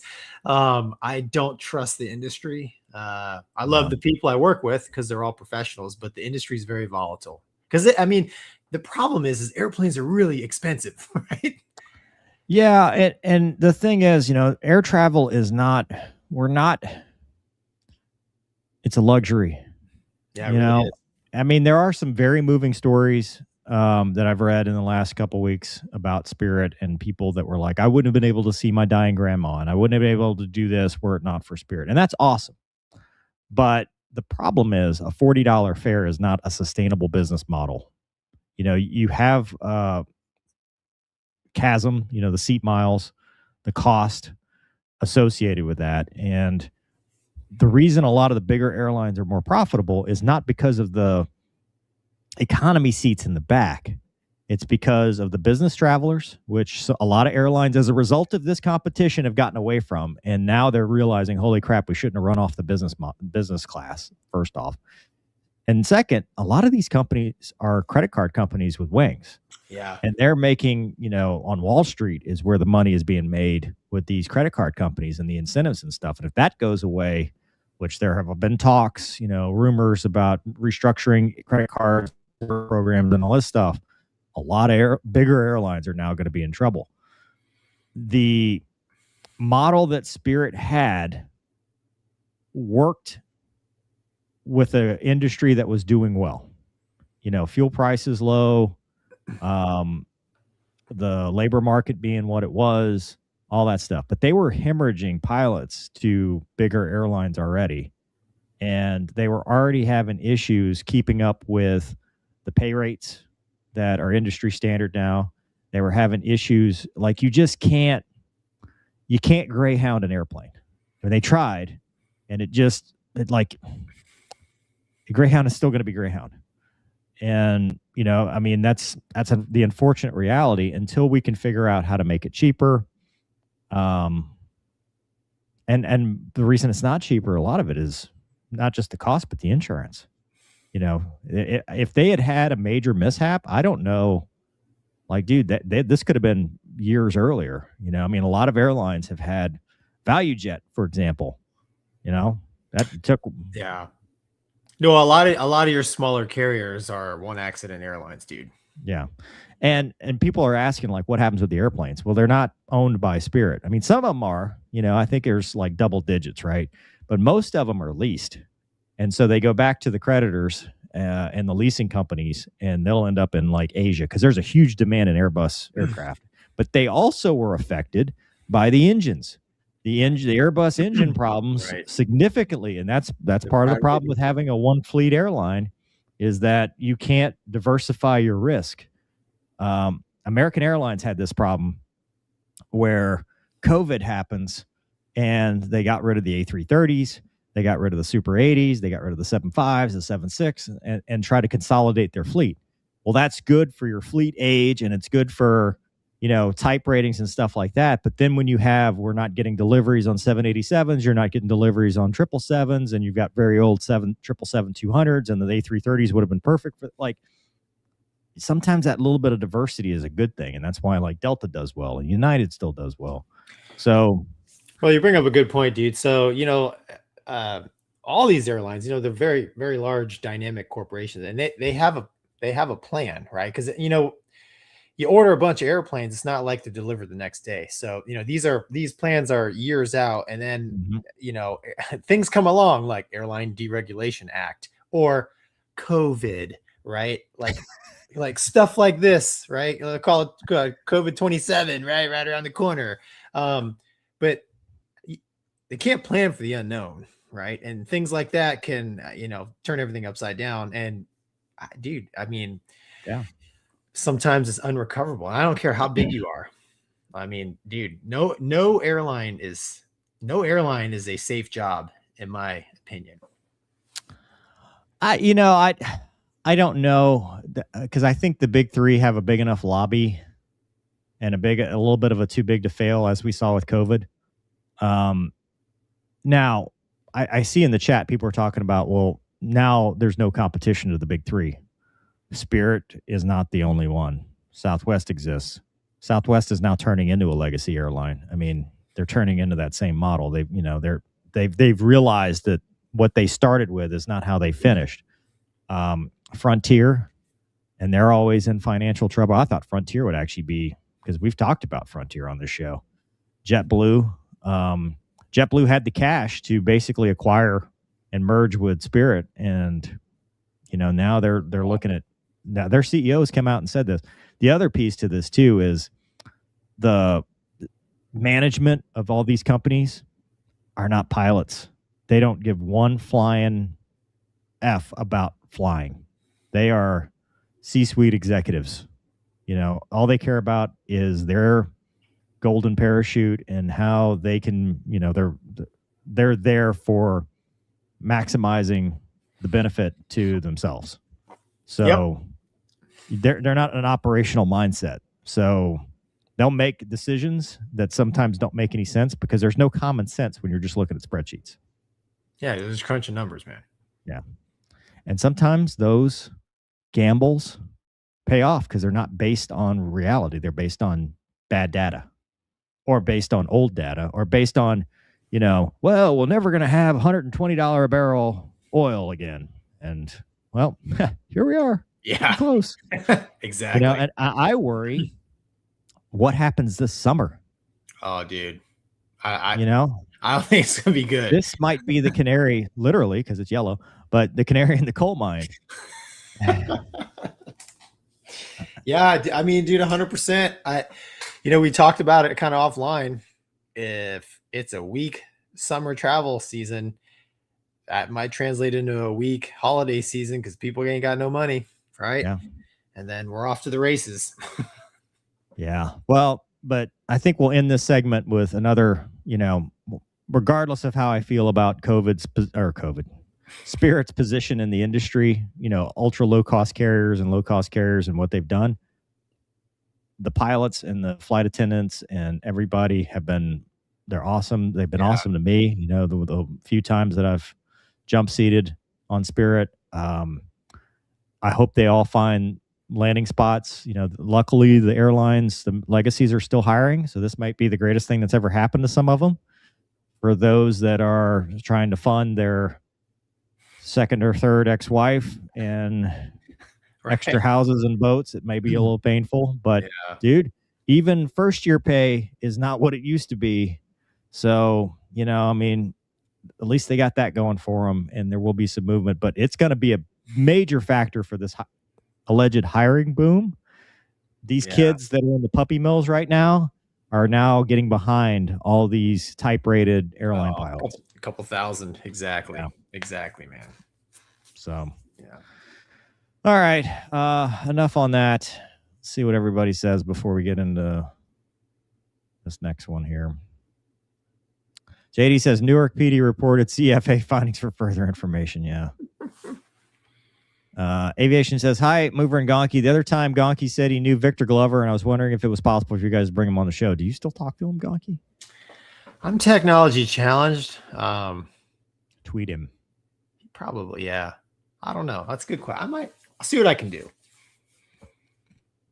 Are you going to tell him space is fake like you told Jared Eisenman? I'm going to be like, do you remember what I told you in the gym? Why don't you come on my podcast? Hey, nerd. Tell me how much idiot I am. Exactly. Emerald says, thanks for the response. Did you have any parachute training in Air Force because you could bail out if you got shot? Yes, I did. That was my first line of duty injury. During the PLF, got a little hairline fracture. Do you train it with seats? No, they hook you up to a pickup truck and a parachute. Not anymore. Mover and I did it the old school way. What do they do it now? I don't think they do. Dude, that's straight out of like that has Back VA in my disability. day. That has VA disability written all Yeah, over back it. in my day, they would what was it? So they'd hook you up to the pickup truck. Tell you to You would run. run and then you'd click your heels together. I remember that. You had to click your heels together. Well, dude, And then- you'd start running and they would gun it. They'd hit Yeah. the gas and you're like, Yeah, and then you'd click your heels together. You go up to like, I don't know, a couple hundred feet or whatever it was, and then disconnect the line, and then you'd parachute down and PLF. so when they were doing it here in the Navy, I watched a couple of like the front of the chute kind of folded over and then they came crashing. And I said, and I was like, oh, I don't want to do this. And then they said, hey, if you're 200 pounds or heavier for like the wind or something, you have to do it. And I was like, that's me. Give me a Twinkie. So no, we didn't. I mean, we trained with the seats like familiarization, but nothing. You don't. Well, remember they had a even Air Force, because I did this with the Air Force. They have an ejection seat that goes up the rails, but you only go like what? The only time I ever did that was the Navy. We didn't do that in the Air Force. Was that? Yeah. Well, so we had a trainer. You pull it. It would eject you up the rail, but it was short. Yeah. Con has very big stabilizers. So add that to your VA rating. Does it compensate F-22 or Su-57 thrust vectoring in the nozzle? I don't know. I'm sure it helps, but thrust vectoring is pretty important. Yeah. Indy Navy says, out waving in his paddles in DCS today when Wombat seizes the 5MC for the routine FOD walk announcement. Man's famous now. First video game credits. There you go. That's cool. Yeah. Wombats in DCS. I haven't heard it yet. I want to hear it. That's awesome. I was trying to get him to watch me, like he could react to it. He could react to him yelling at you. Wombat reacts to himself. Perfect. Ozymandias says on the turning descent to runway, ADS-B data shows vertical ascent rate between 700 and 1408 feet per minute. After the turn around 450 to 850. So it's only, you have to be stable by 500 feet. No, it's 1,000 IMC 500. I'm already forgetting this stuff. Yeah. Is it 1,000 IMC 500? So they had to be stable, which is less than 1,000 feet a minute by 500 feet. I mean, we don't know what United may have something different, but what Mover just said is the generally accepted. Yeah. Especially around the turn, you probably have to. Yeah. 1,400 does seem a little high, but not if it's at, right. 2,000 feet. That's true. Yeah. Morio says, Spirit frequent flyer here is a huge portion of us that cannot afford the big ones. Yeah, that sucks. Yeah. That's why I drive everywhere. Me too. Dude, I drive everywhere. I would rather drive than go. Same. Dude, the Waffle House of the sky. Same. Dude, any airline. I'm driving. All right. Gonky. Yes. All right. This is a big rant of the night. So the way I came about this, and I made a video today on my channel. So we're not going to condense the 300 plus page report into an hour on this one. On October 15th, 2024, Zapper 11 flight was a Finney flight for the department head, and he had his close friends, as one would do in his flight. He had a Lieutenant Ewo in his back seat. He had a lieutenant pilot in the front seat of Zapper 12, and a lieutenant commander, Ewo, in the back seat of Zapper 12. That lieutenant commander was on the all-female flyover for the Super Bowl back in 2023. So, I mean, very competent, level 5 instructor, Ewo, NATOPS officer type. Pretty sharp. The lieutenant was pretty junior, working on her level 3. So, had just come back from, the whole unit had come back from a deployment. Flight time was scarce. If you look at the 30, 60, 90, nobody had been flying much. The Mishap pilot had flown an hour and a half in the last 30 days, and I think less than 9 hours in the last 90 days. I mean, it was pretty bad because, as Navy squadrons sometimes do, they came back and they had one flyable jet. And so they were splitting one flyable jet with the entire squadron. So they, it's his Finney flight. He's going somewhere to Florida, and it's kind of a weird weather day. Typical Whidbey in October. They are looking at some clouds along the route. The plan is for them to go on VR route, which is a low-level route, which has a minimum altitude of 500 feet. And due to noise and things that they're flying over, in fact, they even talk about, they're like, I don't know why does it have 500 feet? There's nothing out here. But the plan is they're going to do the low level, and then when they land, his family's there to meet him there. So on taxi out, they have about a 15-minute delay. No one knows why, whether they were troubleshooting something or not. We do know that the Link 16, which is the data link between the two jets, didn't work. But they take off. She's a little late getting a radar lock, but she calls Tide on. They go up into the weather. And as soon as they check in with Whidbey approach, they give them a different entry point for the VR route, a later point Delta. And they look and they're like, hey, I wonder if Point Alpha would have been a better, because they're looking at weather, various places along this route. So they go to the route, and first part of the route, because they're flying two different VR routes, I believe it's 1350 and 1355. And first part's fine. They exit a little early and then contact approach and say, hey, we'd like to go to VR 1355. And they change the entry point there because weather is, again, a factor. It's a little bit lower than they would have liked. As they're they go down to the low altitude route. Backing up a little bit.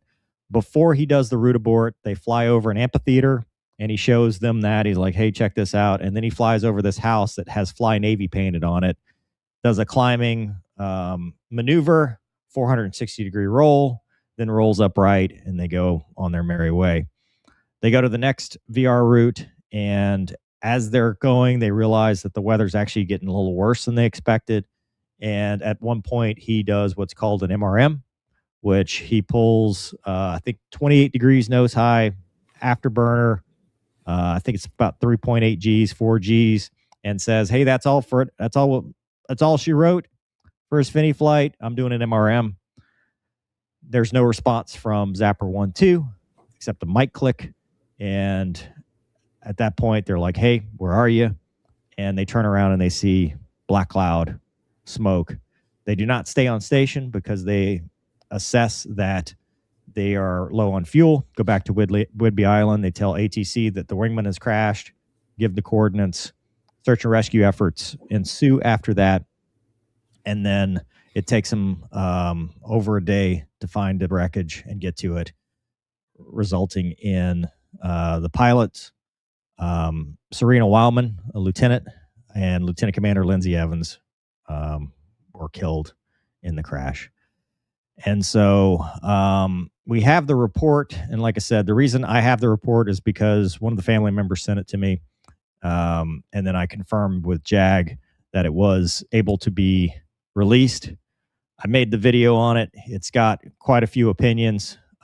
This report, as I went through it, is a couple things I was not clear on that I've now kind of become more clear on in my initial evaluation. It is a JAGMAN investigation, and it feels like it's written by JAG. However, it's actually done by a lieutenant commander. Let's see, a team consisting of, it was from VAQ 129, I believe, is where it came from, where the team was. So it's a lieutenant JAG, staff judge advocate at Whidbey Island, and then a commander. And I believe they were all pilots for this, but it doesn't matter. But they are pilots. A couple things they point out, Gonky, that were factually different than what I assessed to be true. One is in the facts, they talk about the takeoff, that they were elected not to enter VR 1350 at Point Alpha as originally scheduled and instead requested IFR to 1350 Point Delta. If you actually go to the transcript at the end, they are told and they say, I guess that's where they want us to go. So that right there does not appear to be factually correct. Again, I could be wrong, just based on how I've read it. The other thing they talk about is the standard G awareness. That's not wrong, but in the transcript, it's a 90-90. I wasn't sure on what that is. And then they also talk about after the Fly Navy house. So they fly Navy house and do an climbing aileron roll maneuver. And they get them for violating two things. He says he flew at an incorrect altitude for a westward flow above the FAA airspeed limit for below 10,000 feet per reference 91.17 and 91.159, which is inaccurate. Gonky, I'm going to get your thoughts on that. I've talked about this. I showed OpNav 3710 and what the actual rule is. I'm sure the Growler has the same exception as the Super Hornet, and the Hornet, but that is not a limitation for most fighters, except maybe like the A-10, which doesn't have the -1 limit. But then they also talk about he violates the 500 foot for about 15 times, and that's because they picked every time his rat out went off, which is also not a violation because terrain changes. It's not a constant 500 foot anytime you're flying. This report goes into very significant detail about Zapper 11's history. It talks about his out of control flight scenario where he departed control flight at 6,000 feet, chose not to eject it, and recovered at 2,500 feet. Also does another, what they call a safety of flight issue, where he flew at a legal altitude over a house and got a noise complaint. They do touch on the crew of Zapper 12, but only to the extent that there was kratom in her system, and they don't know how long that would actually stay in her system and whether it was causal. It is a banned substance by the Navy. And they also talked about the fact that they had the perception of an unduly familiar relationship between Zapper 11 pilot and Zapper 12 pilot, but other pilots in the squadron said that there was no such thing and they were just good friends.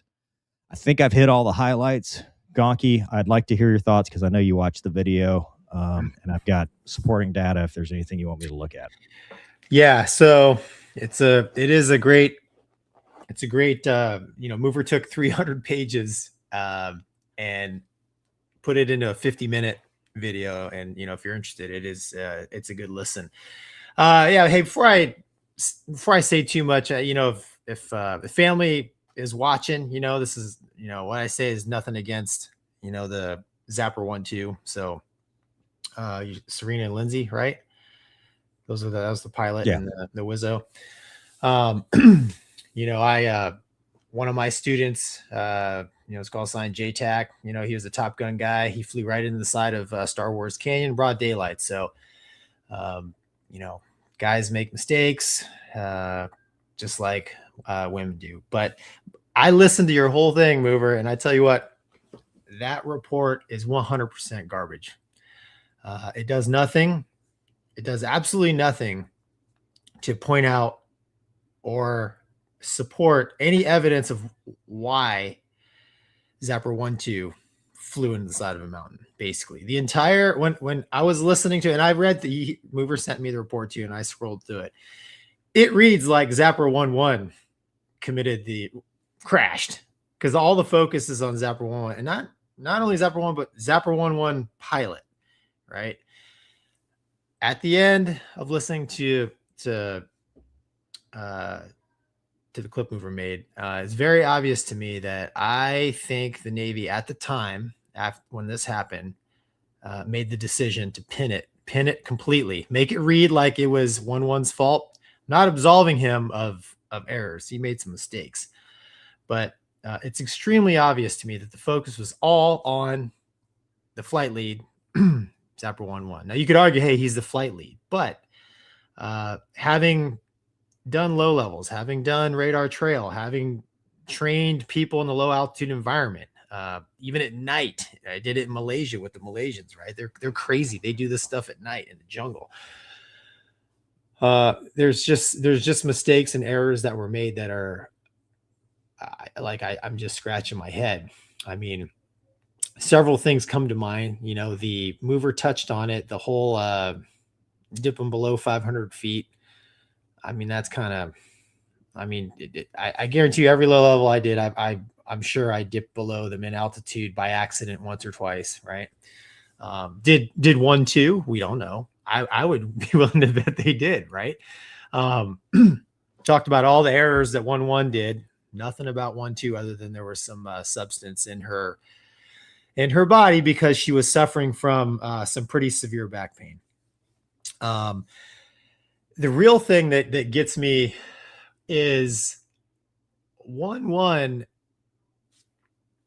put 1-2 in trail, and the Growler is a very capable kissing cousin to the Super Hornet. So they have very capable radar. So they're down low in trail, right?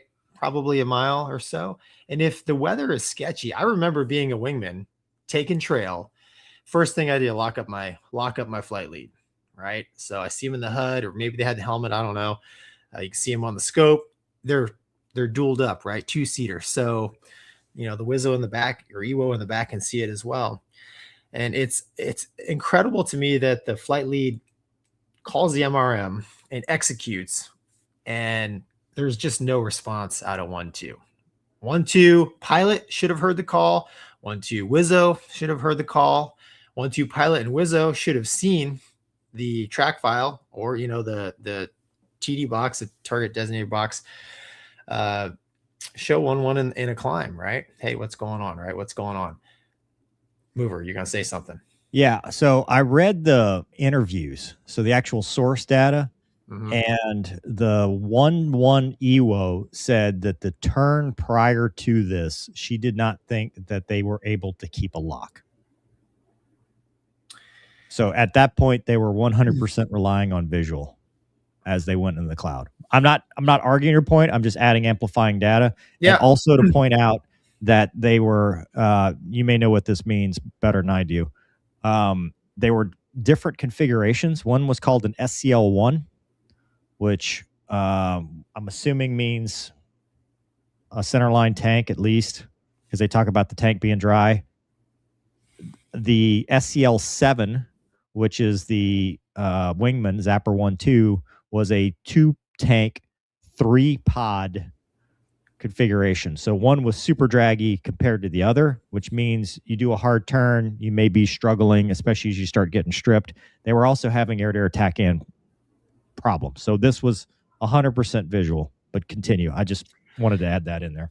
Okay, sure. That's happened to me before. Flight lead rips around a canyon corner and I lose him for a second. But even flying the old Lot 10 jets, man, I mean, I didn't have to look, and I could put the radar in a mode that would acquire them. The ESA is even better. And, you know, you've got, like I said, you've got an Ewo to help you with this stuff.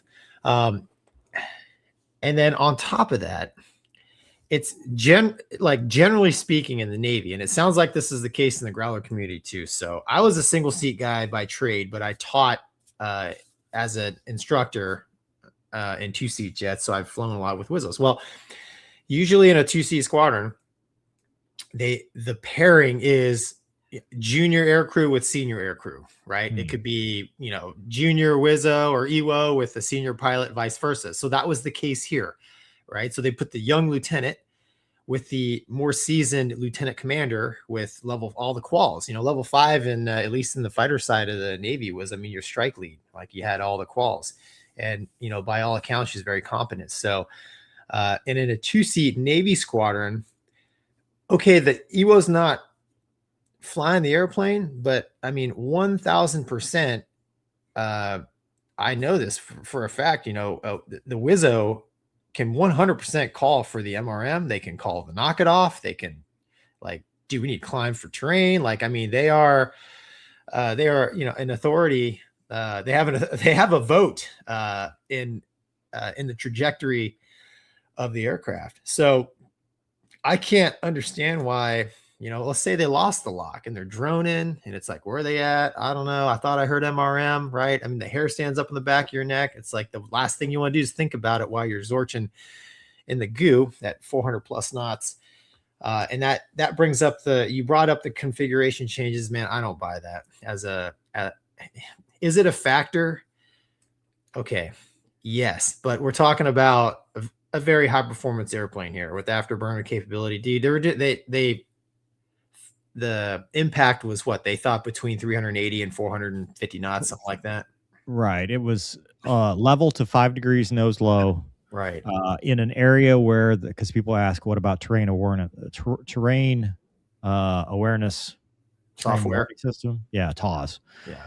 It was in a regime where TAWS could not react and give them a pull-up cue. If they had been in a dive or something like that, TAWS would have said pull up. But because of the trajectory they were on, TAWS and the DTED data being off a little bit, right, TAWS did not give them anything. And as a result of this, I believe it has been one of the cases they've used for promoting auto GCAS in these platforms. Yeah, man. At 400 knots, even in that in any configuration, you are going to have plenty of G authority down low. I mean, dude, they're low, right? Yeah. And for sure, all right, the tanks are there, but probably the externals are empty, I mean, I've flown 3 wet airplane. I've flown a 5 wet before. Yeah, it's not the sports car, but I mean, when you talk about just being capable of executing an MRM, maximum recovery maneuver, I don't know. Yeah. More than capable, man. So the fact that there was no effort, I mean, you just said, right? They literally flew straight into the mountain. Yeah. And they know that because the impact was the same. It's half the wingspan. They say that when it's half the wingspan, that means it's just direct impact. And the trees, they looked at the trees. So it's not like they were skidding or, it's just bullseye into it. And that's why they have nothing. They don't have tapes. They don't have data recorders. Nothing was able to be pulled. So we will never know the why. We just know the what. I used to teach it. It was hammered into my brain. If you are on a low level, I mean, you're talking about, doing 400 or 500 knots at 500 feet or lower. You're talking about mission cross-check times of seconds, which means if you take your eyeballs basically off of flying more than like 3, 4, 5 seconds, you're going to be in the, if the airplane has even a degree or two nose down, you are in the dirt. We're taught from the beginning, man, you go into a cloud, it's MRM. It's like it's emergency because now you're off the air route wherever you're climbing. You don't know how thick these clouds go. You could be going into an airway, right? There could be civil traffic up there. You're gonna be setting off TCAS, all kinds of crazy stuff, right? So it's an emergency, right? You and I did one at Fallon. Oh, that's right. I had the AMAT pressure. That's right.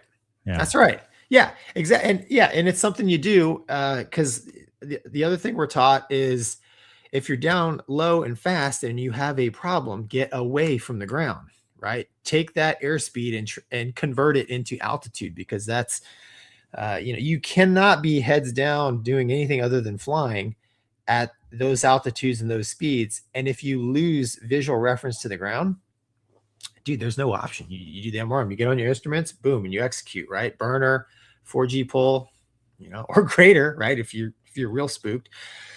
And you get out of there. I don't understand how, they're all focused on Zapper 1-1 pilot, but my question is, what was going on in that cockpit in 1-2? Why didn't the EWO in the back?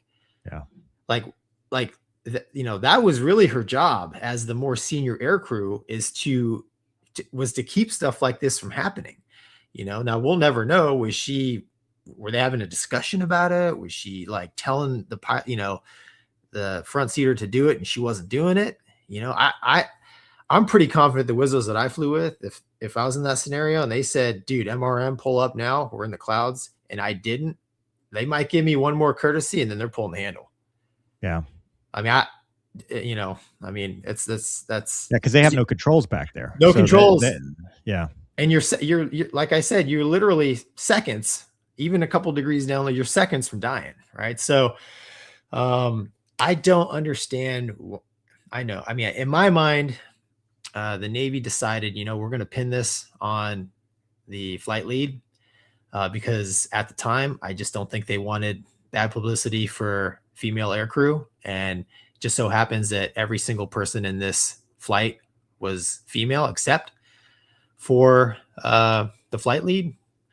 And I just think this report reads like that because when you read it, you're like, there's no real substance to what caused 1-2 to just blindly fly into the side of a mountain. And that's the question in my mind. All the stuff they said about 1-1, honestly, I know people who have had more fun on their Finny flights. Well, and like so that was another part, Gonky. And I did not cover this in the video because I didn't even see it because it's a 300-page report. It got buried, but the actual transcript, it tells a little bit of a different story than what the actual factual findings of facts, right? One was which point did they enter and stuff, but there's some factual errors in that. But also, it paints a picture of a Finny flight. And I've been asked about this. Well, they're singing in the cockpit. Well, I mean, it's a dude on his Finny flight having fun with his EWO. They're not singing over the radio. They're just jibber jabbering on ICS. It's not like an airliner where it's sterile cockpit or anything like that. They're making the required calls when they need to make the required calls. But the rest of the time, it's like, hey, tell them that funny joke, or no, we don't want to. We don't want to talk about that time. You said the funny thing because they talk about a concept of raw dogging, which is where you sit on an airline flight and do nothing and just stare at the seat in front of you for the whole time. Like they're joking about that between the jets. That's really the only comm other than 2 Joker Bingo, you're on fire, that they actually have between 1-1 pilot and 1-2 pilot. The rest is EWO to EWO or EWO to pilot or EWO to lead, or when the lead talks to her, she just says 2. But inside 1-1's cockpit, because that's all we have, there's a lot of smoking and joking, and that's just because of the nature of crewed aircraft on a Finny flight. That's why. Yeah, I read through some of that.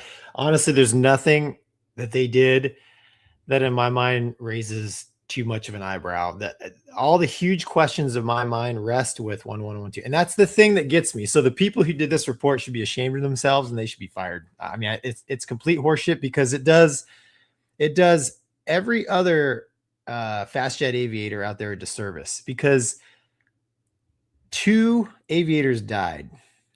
We want to know why.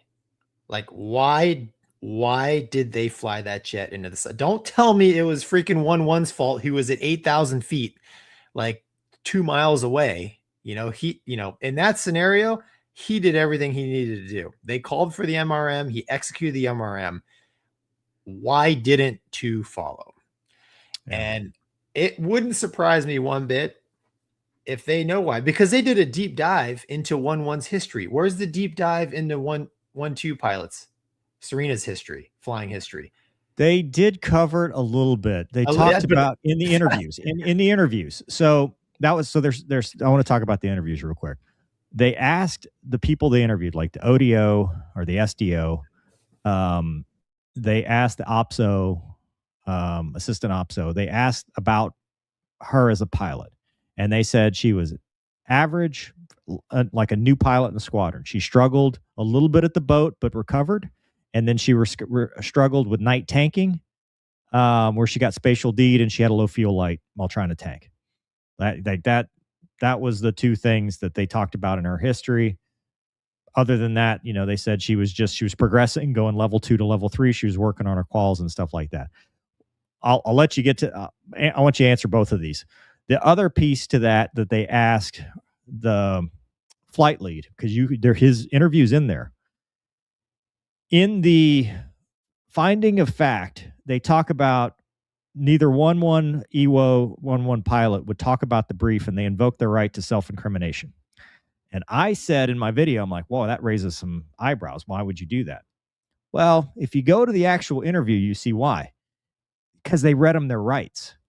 They read them their rights, and they said, you are potentially being charged under the UCMJ for failure to obey an order for these next parts of this questioning. And they invoked their right to remain silent at that point of the interview and answered no further questions and refused to sign anything at that point. It's not that they were like, well, I don't want to talk about it. It was that they were then read their rights after these questions because it became a criminal matter. And they said, okay, I want a lawyer. The people need to understand that JAGMAN is a legal investigation like an AIB. The safety investigation separate and has safety privilege and is not the same. And the safety investigation probably has the answers we're wanting to know. But go on, Gonky. I want to hear what you have to say about that. Yeah, I mean, dude, in my mind right there, that scenario plays out, they're trying to pin it on us. 100%. 100%, man. Yeah, I'd plead the fifth too. Like, I'm not talking to you people. You already you've identified me as the scapegoat, right? So, but the little snippets of she had a little trouble here, and I'm not saying she was a bad pilot. She might have been the greatest Growler pilot ever. She may have been the worst pilot, DEI hire, whatever you want to call it. I just want to know the facts, right? Yeah. If I was in that community, and I guarantee you the community knows, 100% the community knows, 100%. But you're doing a disservice from maybe the Hornet guys, right? Or the future, right? The next generation, because that corporate knowledge will pass, and the next generation of pilots comes along, because it may be something that we can all learn from. It might not bode well for the glowing image of females flying fighters, but you know what? Like I said, one of my students, JTAC, way better pilot than me, Top Gun guy, he flew on the side of a hill too, right? So I'm not saying, women bad pilots, but at the time, I think in the political climate we were at, that's what was being pushed, and this is what you get, which is shit. So it undermines safety, the big one, because we're supposed to learn from our accidents. It does a huge disservice to Serena and Lindsay's family, in my mind. When Eleven and Beefcake were killed, that's really all Eleven's dad and family wanted to know. They wanted to know, what caused his death, and like, they didn't care. They just wanted to know, as I'm a dad, God forbid if I'm ever in that scenario too, you want to know the details, what happened to your son or daughter, right? It's just, damn it, it's natural, it's closure, right? And they didn't do that in this investigation at all. And that pisses me off, man. I mean, well, and to those that didn't watch the video that I made, the result was that the Zapper 1-1 pilot received a Field Naval Aviation Evaluation Board, FNAB. Yeah. So they were both FNAB'd.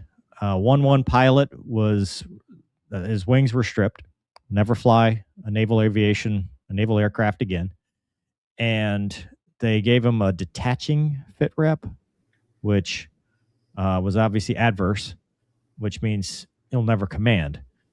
The 1-1 EWO was also FNAB, but allowed to keep her wings and put on a probationary status for, I believe, 6 months. By the time this report came out, she'd already been flying for 3 months, and all was well.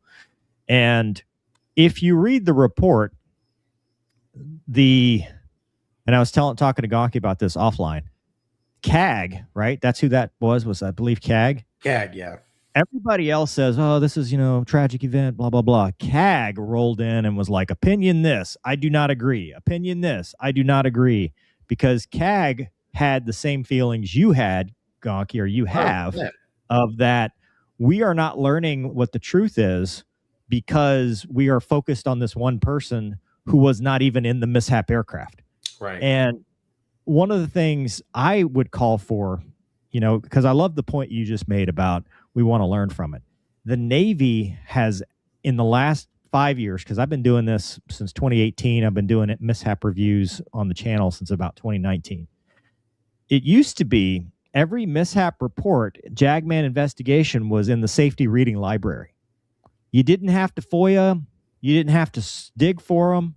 You didn't have to look. And then in about 2021 timeframe, they took that down and stopped. I think it started with that T6, actually. The T6 that crashed. Because you can't find the only way to get these reports is through FOIA, or like in this case, a family member sends it to you and says, hey, can you please discuss this for the truth?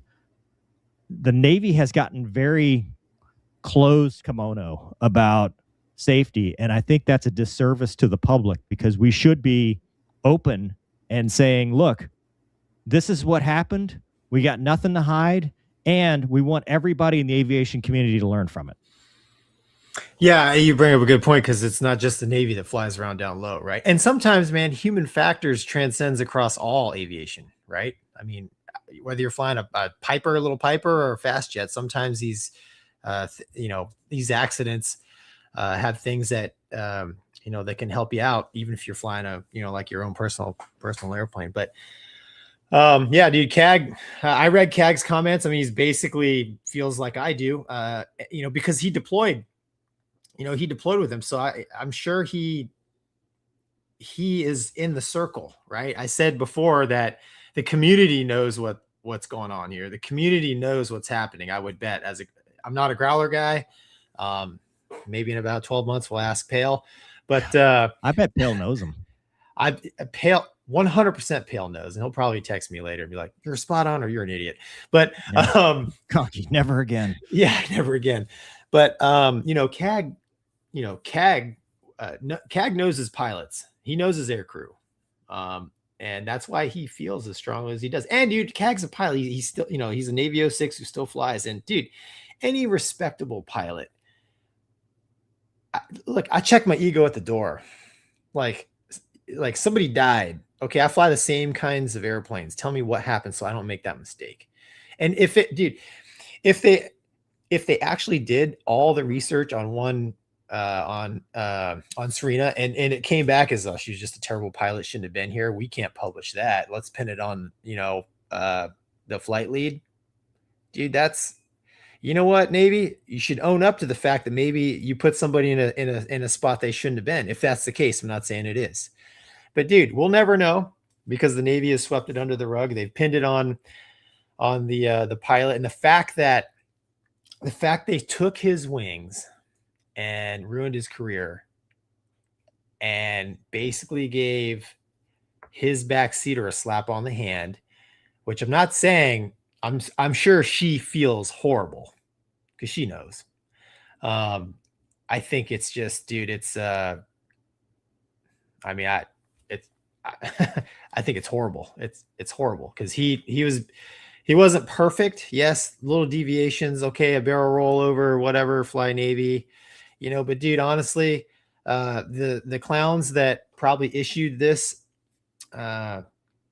judgment to him have done similar or worse, because I know, I mean, these are things that you do. So, yeah, it's garbage, man. 100% garbage. And I feel for Serena and Lindsay's family. I really do, because I would like to know what went wrong so it doesn't happen again. And I think they died serving their country, and that's a very honorable thing. And there's nothing that can be said or done to bring them back. And it's just terrible, Yeah.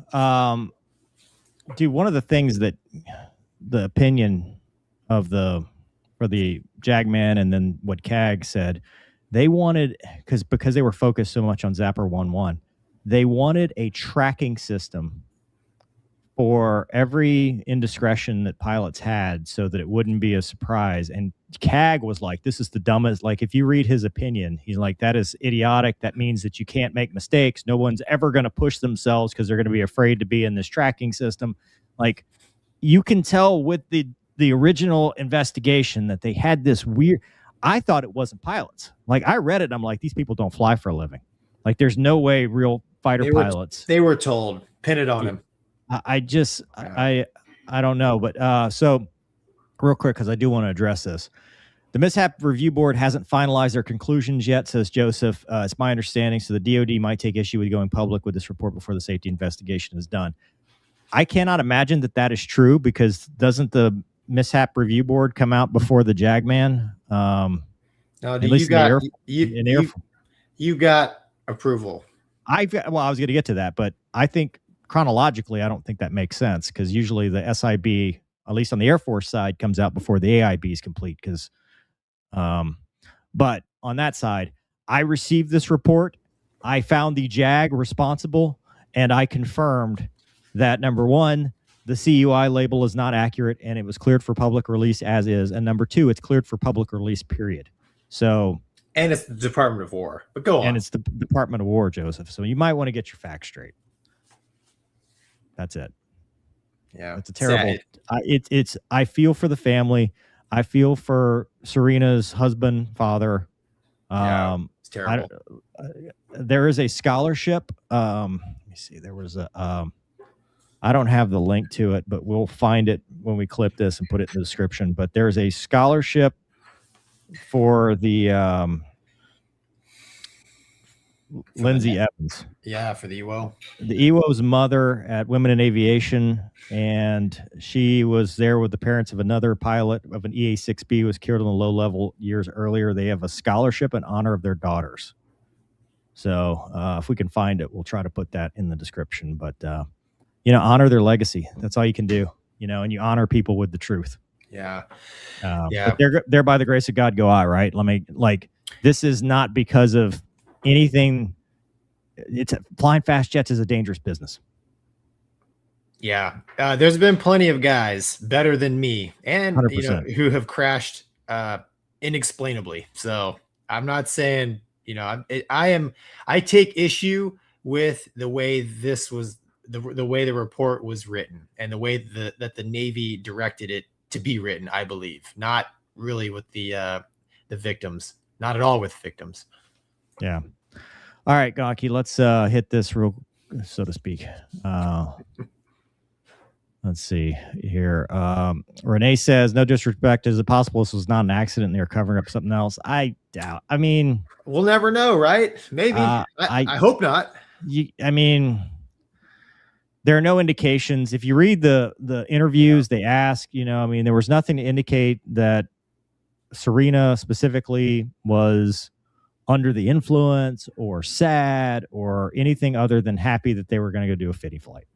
Nothing mechanical that they know of that was wrong with the aircraft. CFIT has been the number one killer on low-level operations since we've been flying low. It is a very dangerous thing to go do. I talked about it when I did my video in the Hornet. The first time I went down to 200 feet, I'm like, dude, this is legit. Dude, airliners have CFIT. Right. That's why we don't mess around. You get indications or you lose visual reference to the ground. You don't mess around. We go now. Right. Yeah.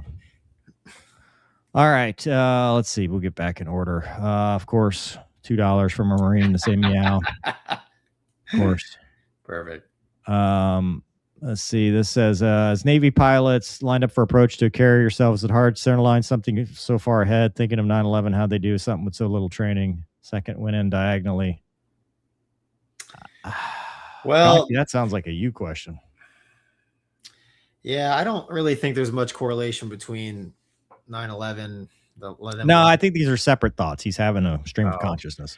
So, well, yeah, you don't really. It's hard to line up because the deck's angled and it's always moving away from you, so you're always constantly readjusting for center line. So yeah, it is a little bit. It is difficult. And then thinking how they do this a little training. Secondly, airliners are actually, I don't know, in my opinion, they're designed this way. They're very easy to fly. They're very easy to control. I don't think it would take much training. Yeah.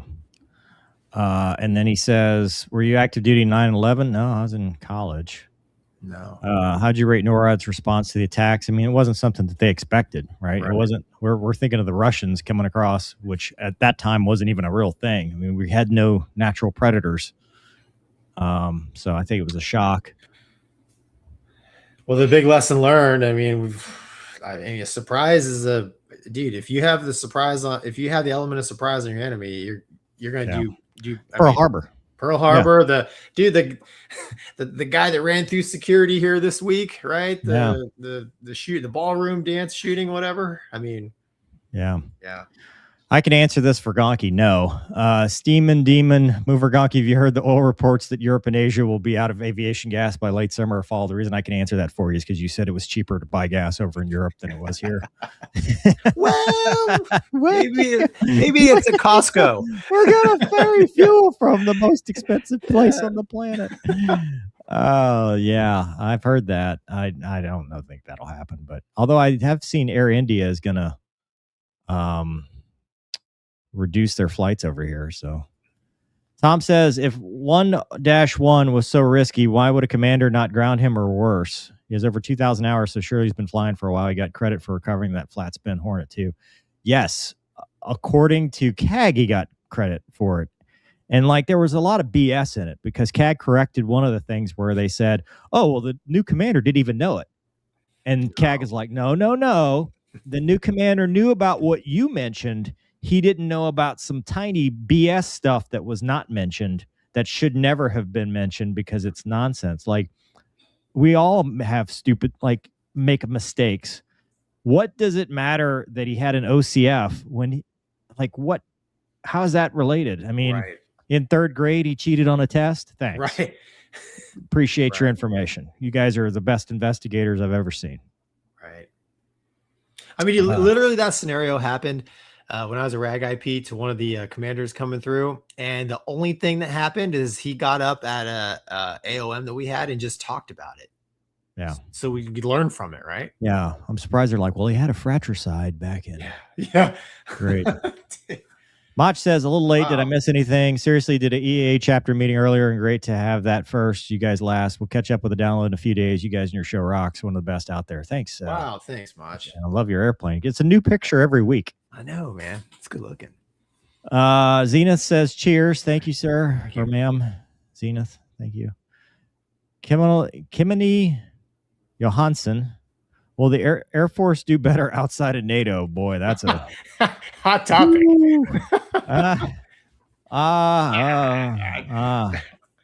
That's above our pay grade. Yeah, we will not support or. Yeah. I would like to speak to my. Never mind. Plead the fifth. Yeah, I need to go to my embassy now.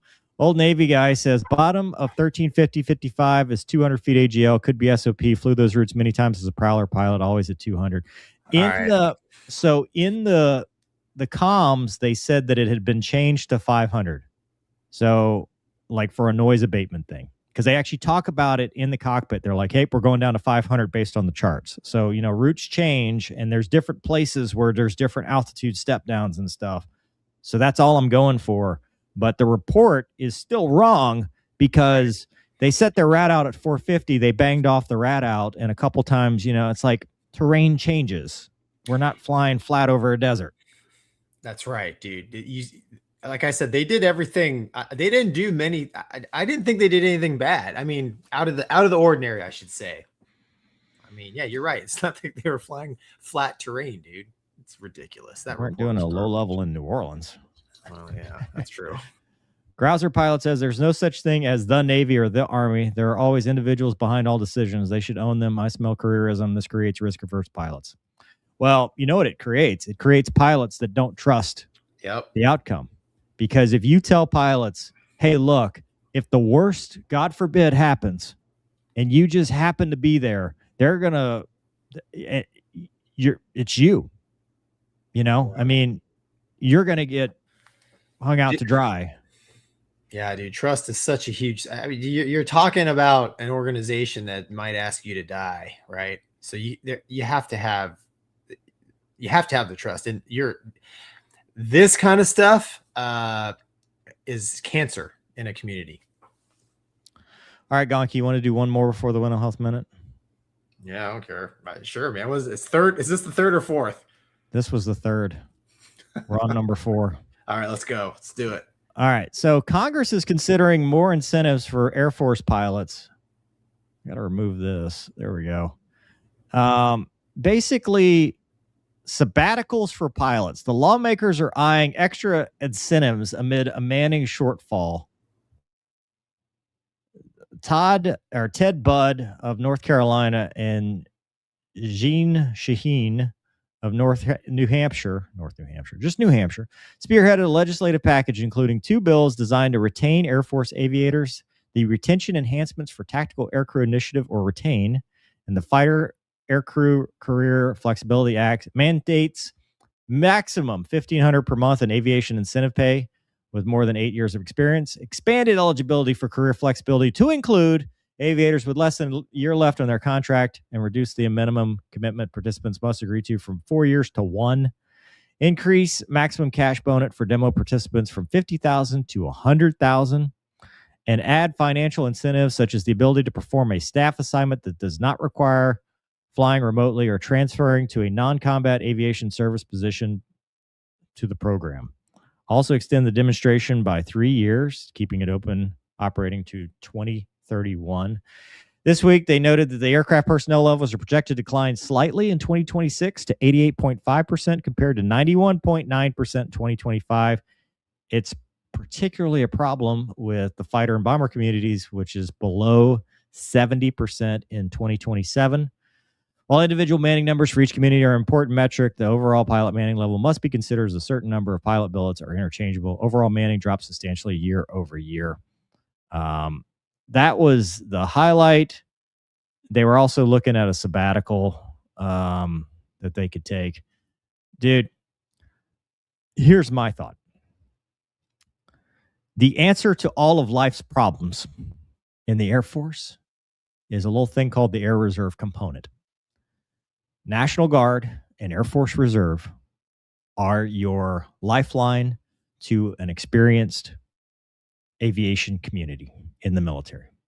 Because for the first 10 years or 8 years, everybody thinks it's the coolest thing they can do, and they will put up with anything. They'll put up with the active duty nonsense, the moving around, the assignments, the lack of pay or whatever. But at the 10-year part, if they're allowed to leave, which that's a whole nother can of worms, which we've talked about, and I still talk to aviators that have this problem. But at the 10-year mark, people realize they've got options and they realize they're burned out.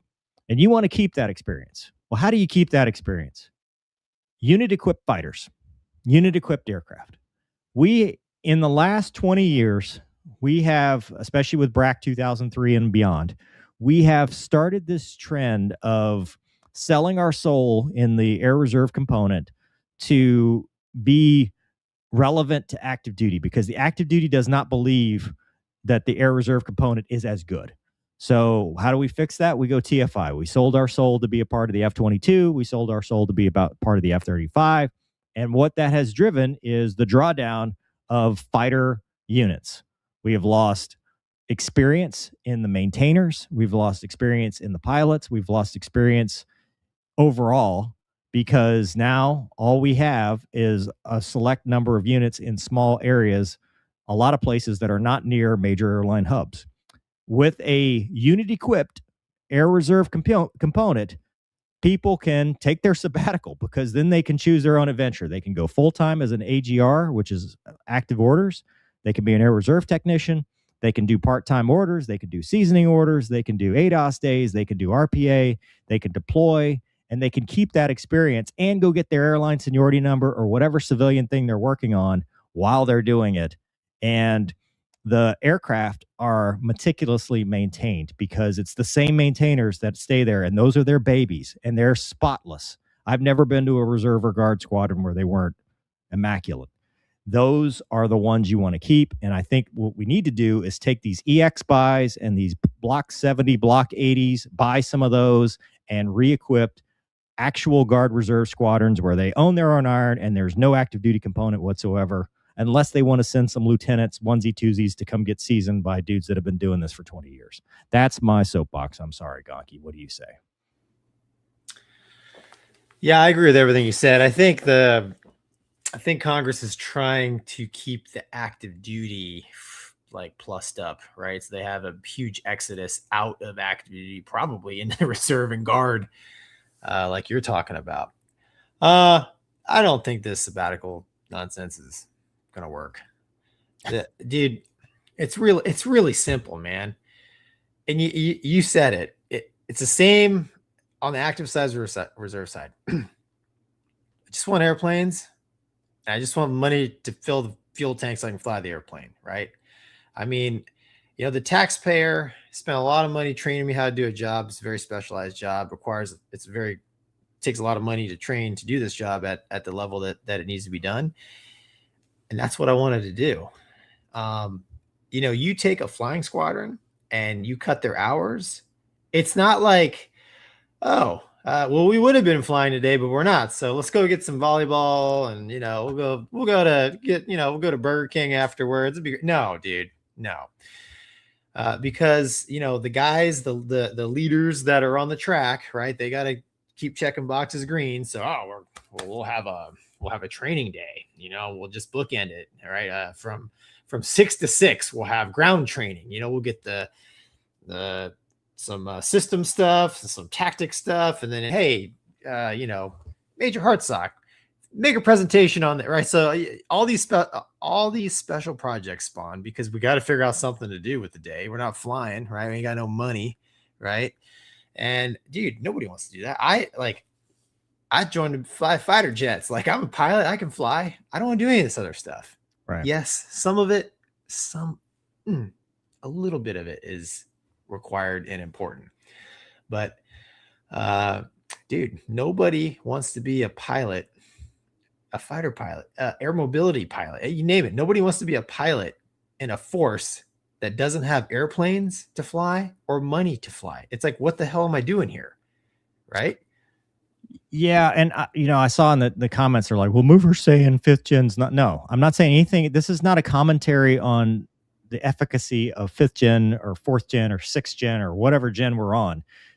The point is, what we had with 5th gen is we had 800 and something F-22s we were going to buy, and then 187.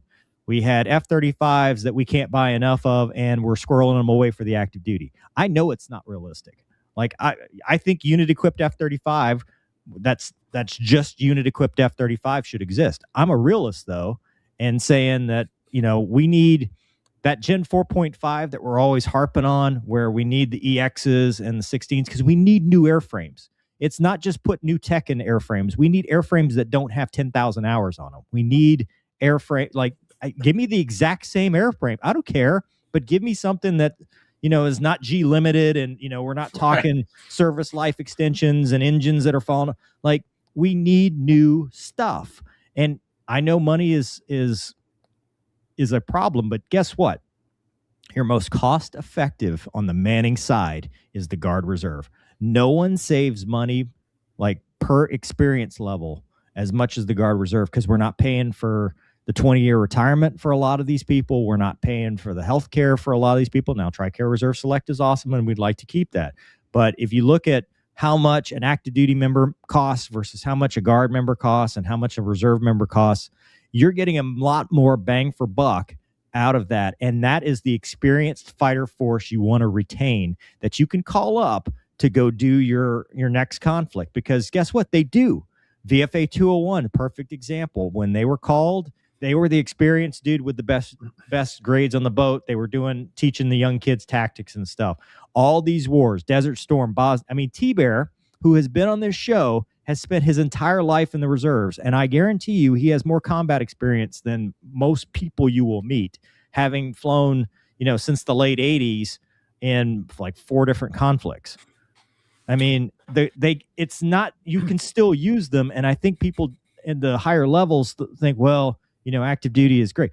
I'm not saying get rid of the active duty. I'm just saying, when you're talking sabbaticals and retention and stuff, I think you need to lean on the Guard Reserve a lot more. But do people you ask the guys that are leaving across the board, Navy, Marine, whatever. Hey, if we give you a sabbatical, you think about staying? No. Right? I mean, no, dude. Because you lose currency, then you got to go to school. You got to go through the B course again. Yeah. Oh God, I got to do this TX course. Right, dude. That's just it. Listen, if you're not doing your job, why are you there? Right. So, I mean, imagine being active duty, 25, 6, 7, 8-year-old Air Force pilot, and you're just sitting around and you're getting, your dad who flew in the Air Force is like, I got 1,000 hours, every, my first tour or whatever. I got 2,000 hours my first tour, and you've got you're on track for 500, and you're just sitting there twiddling your thumbs, and you're doing all kinds of, as the Air Force says, queep, right? Just meaningless computer work. You're right. Spreadsheets and checking, you're sitting in a 6-hour PT class, right? Doing all this stuff, dude. You know where what that comes from? Yeah, exactly. Like if I'm 27, 28 years old, you know what my plan just shifted to? All right, this career military thing is not for me because clearly pilot is just, it's on my desk. I don't really do it. So maybe sometimes I'm going to hop out. I love flying airplanes. I'm going to go fly for American, Delta, United, you name it, right? Because there I know I'll fly airplanes and that's what I want to do, right? I just, dude, and get paid tons more money, and there's no queeb. Nobody does it for the job; they do it for the money when they go that direction. That's true, but because I've seen a lot of young guys, they just don't fly like we used to. And dude, our predecessors flew more than we did. Well, so the bros that went to pilot training with me in F-16 school in the 4 years that I flew the Viper, when you look at, I had about 25 to 30% more hours than they did. Oh, as a reservist, as a full-time reservist, I flew more, and I flew more with more experienced dudes. Oh yeah, 100%. I mean, quality of hours was much higher than what they got too, and it's because of the value of having, Beamer, for example, come in from his FedEx trip, kick my ass at BFM, and then spend the afternoon debriefing with me, telling me how he did it. That kind of stuff, right? Versus the blind leading the blind. I'm not joking. No, dude, there's some truth there. But captain versus lieutenant, and oh, here's how we do it. It's like, dude, where'd you even get this? Who taught you this? I read it. I read it somewhere in this book. Yeah, I watched it on the DVD. Oh yeah. But yeah. We're never going to fix the problems, Gonky. We're just going to suggest change. No, but you know what, dude? I've quit a couple times. You've quit a couple times, and dude, I know why a lot of guys leave. Yeah, because I'm one of them, right? Yeah. All right. Well, speaking of leaving, ready for the mental health minute? Yeah, dude, we could check from the kids at home if there's anything. Oh, relevant. I got a bunch. I got many. I've got here relevant to our rant on why sabbaticals are dumb. Let's see. Colton says, I think we should have brand new A10, same platform, upgrade avionics, but airframes with 0 hours, just replace what we have so it has longevity. I agree. Yeah, it's not possible, but I agree. Thanks, Austin. Thank you, Austin. If you find something, let me know. Benjamin says, as Mover said, we're wasting an immense amount of money and time on turning ancient NRFI parts back to RFI status, and maintenance man hours per flight hours are through the roof. Yep. Yeah, it's like people are like, no, we need the nerd tech. It's like, dude, I want a full up jet. Yeah. With a new car smell. Yeah. That's it. Don't even need the new car smell.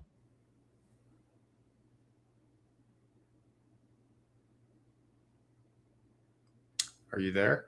Yeah, I'm reading the comment. It says, I'm just here to make you laugh. You guys need to quit putting your something in a waffle maker. Trust me, it's less than great. I'm not putting that on the screen. Okay. That was the Austin comment. Oh, thanks. Hawkeye says, more incentives. Just put Mover and Gonky back into gray pointy jets. Well, the mind says yes. The body says maybe. Depends on if it's an EX, maybe. Maybe. Yeah. Our pilot says, shades of the USS Iowa investigation. Yeah. 66cc rider, welcome back. Yeah. We've missed you. It really sucked missing HLC Live as a former ADA guy. You want to keep pilots. I think they need to trust. Money doesn't buy trust. 100%. That's true. That's true. Yeah. Bad bosses. Yeah. All right, Gonky. What would you like to do? You're driving, sir. I'm riding shotgun. Mental health minute time. We haven't done a mental health minute. And we're staying late just so we can do this one because I promised it, and now we have to deliver, Gonky. I can't wait to hear your thoughts on this. I'm here. Doug's like, I got to get Gonky. You're out. You're dumb. Yeah, Doug has put himself in the hole. Yeah, I come back for the end of the show. I didn't even tell you this, Doug. Yeah, I know. All right, so this weekend, Let me preface this. So the last 4 years of my military career have been kind of a roller coaster. A lot has gone on, and I'm still not ready to talk about it. But that'll change eventually. But the last almost 3 years now, I've been at probably the best command. No, absolutely the best command I've ever been a part of. I mean, the 403rd Wing has been above and beyond anything I ever imagined. The bosses that I've had have been outstanding and have done more for me than any other boss, well, except T-Bear, who, is the reason I'm a fighter pilot, but than anybody else. However, we all start our careers with a clock, right? And for some, it's 10 years, 8 years. Some it's 20, 21 or whatever. And when I started my current job, my only goal was to get to 20 because of the events that had happened in 2022.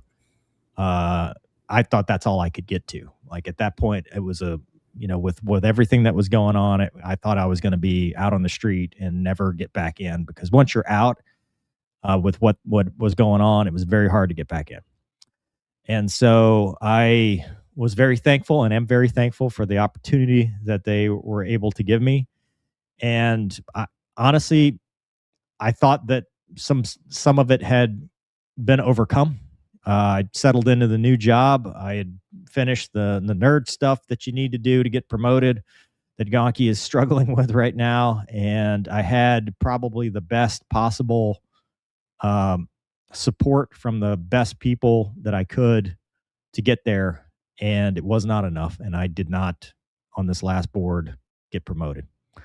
They did offer me the ability to continue. And, if I could have gone and flown jets again, I, probably would have.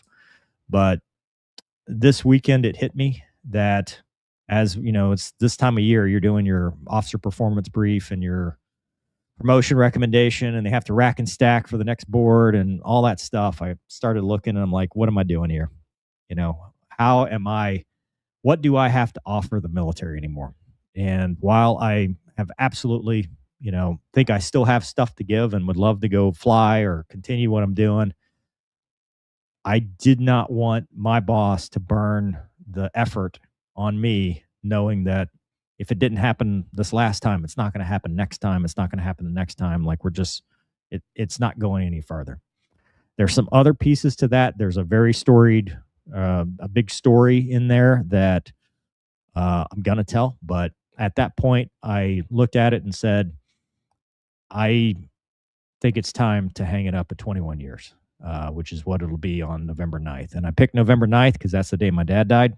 And my dad was a big part of my life and a big part of my military career until he died, and for me choosing the military. And so I talked to my boss this weekend. I said, hey, look, this is, there are some things that could change that if, I would call it probably a long shot, fixes it and kind of undoes the past and clears the slate, and the clouds part and they say, mover, we want you to go fly a jet again or a helicopter or something, and we want to make it right. I have been here long enough to know that that's not a realistic option, and that I don't want to be in the way of anybody anymore to do that. So in the mental health minute side, I decided I'm tired of being in limbo, because that's where I felt like I've been for the last 4 years. Even though I've loved the job and loved what I've been able to do, the promotion stuff and waiting to see what would happen drained me a lot. Just waiting and refreshing, and the last couple months have done that. And I decided that I was going to control it versus let it happen to me. So I hit the retirement button, and in November, I will no longer be in the military. I'll be a retiree, just like I quit the airline gig. This is my year of taking control of stuff and getting rid of or getting out of stuff that I can no longer push forward with. So on November 10th, I'll tell this whole story, and everybody will know the truth. But as of right now, there's nothing really left to say except that it was a was a big button push, and it's a lot of emotion, but relief, I guess, because you devote 20 years. If Gonky and I joked about this earlier in the show. If you had asked me at 25 years old if this is the way I thought my career was going to end, I would have been like, holy crap, absolutely not. I'm going to go out on a Finney flight with my wife and kids watching me, taxi in one last time after doing the most awesome burner closed in the history of burner closed in some, Raptor or something. But you don't always get to pick and choose how things play out, but you got to grow where you're planted and do the best you can where you are and make the best of it and stand up and face whatever comes your way. And that's what I hope that I've done as a man and as an officer. And I hope that I've been able to help people along the way. But Gonky, I got nothing else to say. Well, for the fans at home, I've retired once as well. so about a year and a half ago, 2 years ago, I hit the retirement button. And like Mover says, it was I thought long and hard about it. And in the 11th hour, I decided I don't want to retire anymore because I thought there's still more I can do. And I unretired, which was basically pulling your package. For me, it was, the 11th hour as usual. It was like 4 days from the thing. That's the way I do. That's the way I do things. Yeah, pretty much. It was the 11th hour. So for the kids at home, Mover has basically opened up all of his options. He now has the option to retire if he still feels that way in November, because you have to let the Air Force know beforehand. And then, 6 months, you have to give them 6 months. So I chose this because I was like 6 months from now is November 9th. And my for those that don't know, they have what's called your R&R date, and that's your anniversary. Mine's October.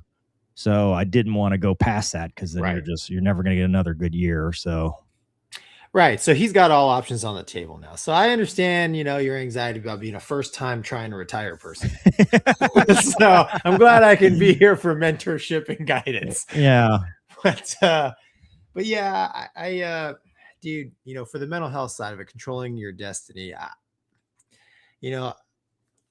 think the whole control piece of your life, like, I think that causes people a lot of anxiety, right? I mean, it's natural, right? You want to be able to control things in your life so you don't get hurt, right? Like, we're kind of programmed, not to starve to death, get eaten by the tiger, all that stuff. So, and when you can't control these things, it makes you anxious. And I'm just as guilty of that as anybody. But, I have found that with age, and, I'm a Christian, I have strong, in my mind, I have strong faith, even though I'm a terrible sinner.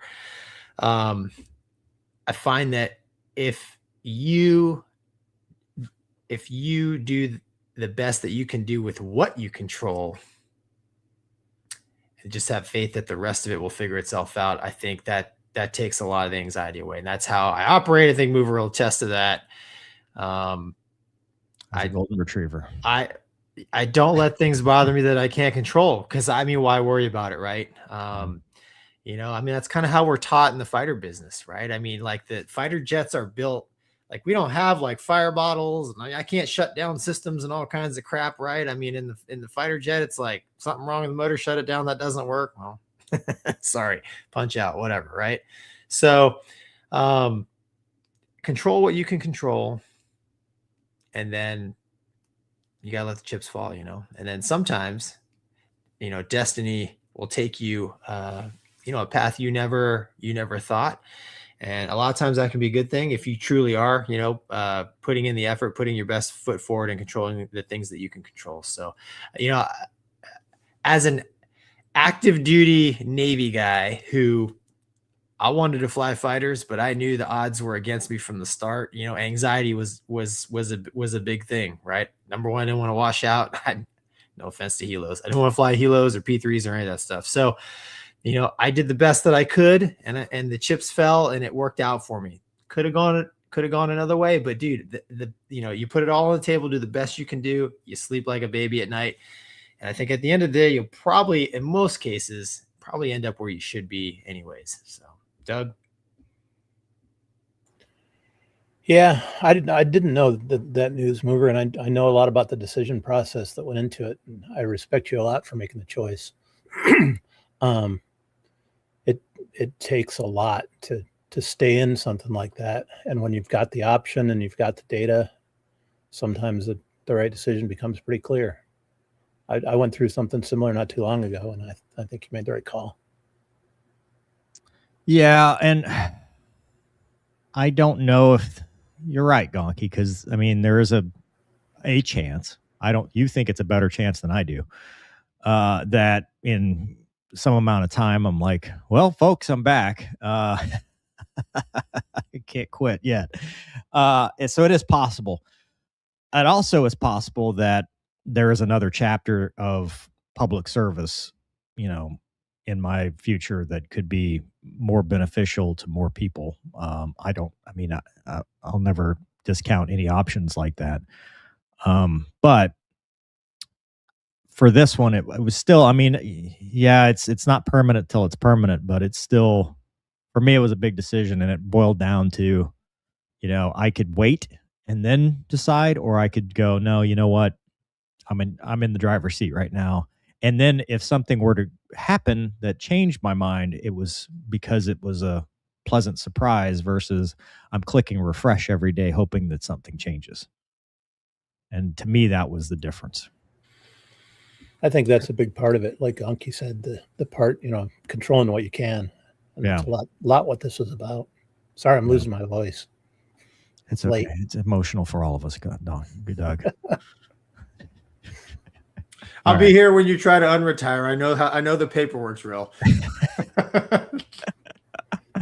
I don't think so. Gonky, I thought this meme was appropriate. Yeah, exactly. Yeah. First time. That's right, dude. Dude, I don't think so, but we'll see. We'll see. Let's see what the people have to say. Subi says, just tuned in. Is retention issue mostly due to pilots not being able to fly enough, or does it also have to do with money and politics? Yes, all of them. Yes, yeah. Look, if you could pay people a reasonable wage in relation to the aviation industry and let them do their jobs and not harass them, no problems. I don't know many people that, Now, pilots will find something to complain about. Oh, 100%. Probably won't be as many staying in or getting out. That probably won't be the thing they're complaining about. Yeah. JD says, you are the master of your destiny. You can influence, direct, and control your own environment. You can make your life what you want it to be. Napoleon Hill, congrats on the retirement. When's the party? Well, there'll be a video on November 10th. You'll love it. You'll love it. It'll be perfect. Mach says, November 10th, special show. Well deserved, dude. You earned it. Thank you, sir. I got to survive to November 9th. You do. I got to not get fired. Or jail. Oh, man. Or jail. Crazy Pete says, Mover, I bailed at 20 and it felt great. Hope it all goes well to you. Yeah, I have my 20-year letter right now. Yeah. If I had promoted, I could go to 28 years, and there was a chance of command, and there was a chance of flying, and all that didn't happen. And that was kind of a big kick, because we all thought, like Gonky thinks now that there's a chance, we all thought that it was kind of a sure thing, and it was not. So sometimes when they show you their true intentions for you, you have to believe them.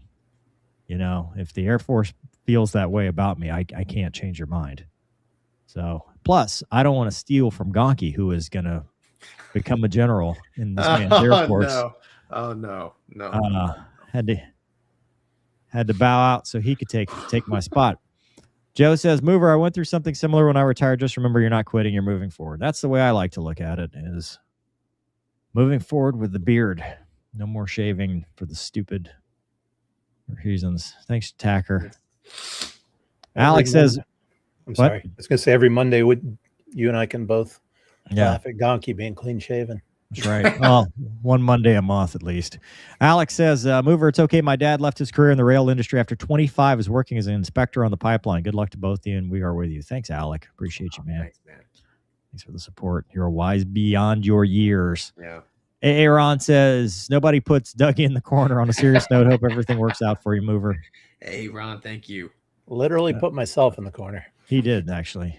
He was off screen altogether. Now he's at least in the corner.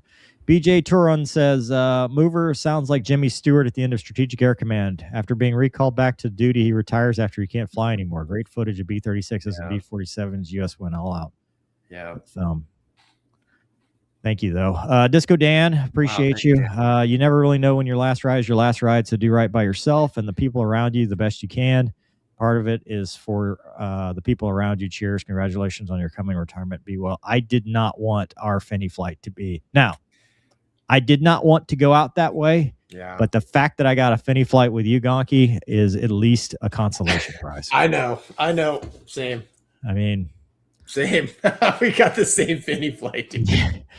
You know what? I mean, if that's it, I'll take it. Yeah. I hoped it would be something more awesome. Yeah. But at least that was with you, bud. Yeah. So, Plexi, here's your next chapter mover. Everything will work out perfectly in the end. That's the way I like to think about it. It's symbolic. The Dirt Boy says, fly drones after retirement, Mover. It's the future. No. Dude. Yeah. I'm retiring, not dying. Unless it's your own personal drone and you're out doing cool stuff. Yeah. Zoe says, so what you're saying is by November 11th, Movers on the market. Is there a sign-up sheet? I've been on. We're not gonna. The military has nothing to do with that. T-Wolf Jaeger says, what do you mean you got to survive? Is Boeing in the room with you? Dude, it's a good thing we didn't do that HX60 video tonight. Oh, I know. Boeing would be. We're trying to get Boeing as a sponsor so we never make fun of Boeing again. Yeah. You can pay us $50,000 a month. We will say all the nice things. 737 Max is my favorite plane. Yeah. It's a built-in roller coaster. That's right. Yeah. It's got MCAS. It's like an amusement park and an airliner. Actually, you think if they had used that with Spirit, it'd have kept people more in line? Dude, I don't know. It's hard to fight when you're floating. It's an anti-hijacking method. Yes, when you're floating in the back, it's hard to fight. Takes the fight right out of you. Ozymandias says, without knowing the context and how you frame things, I hesitate to say. However, congratulations on the retirement. Dude, thank you. Wow. I'm sorry if it isn't how you wanted to go out. In any case, cheers, bro. Perhaps I'll send another cheers November 10th. Oh, look, wow.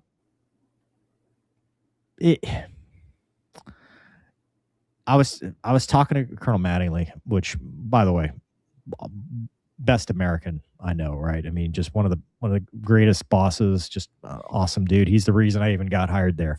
And he said, "Look, don't think of it as a disappointment because of the work you've done there." And I agree with that. I mean, I'm proud of where I've ended up. It's just as a fighter pilot, the warrior inside of you wants to be what you were trained to be. And that's always hard to cope with because, we all want to, the with your shielder on it from 300, right? Oh, dude, I want to go down in flames, man. When I was younger, I was like, you want to walk away in your Finney flight, knowing that it was, because as a student hire, I was a GS, 3. And I remember watching one of the guys' Finney flights, and his kids were all dressed up in flight suits, and he taxied in, his wife was there, and it's like it's like the scene out of Armageddon, where they're hugging after the space shuttle lands and all that stuff. Like that is what I envisioned for myself, and I will always be disappointed that never got to happen. But on the flip side, I will never be disappointed in the work that I've been able to do here. Yep. Instead. Yeah. And the adversity the dip that I got out of. I'll call it that.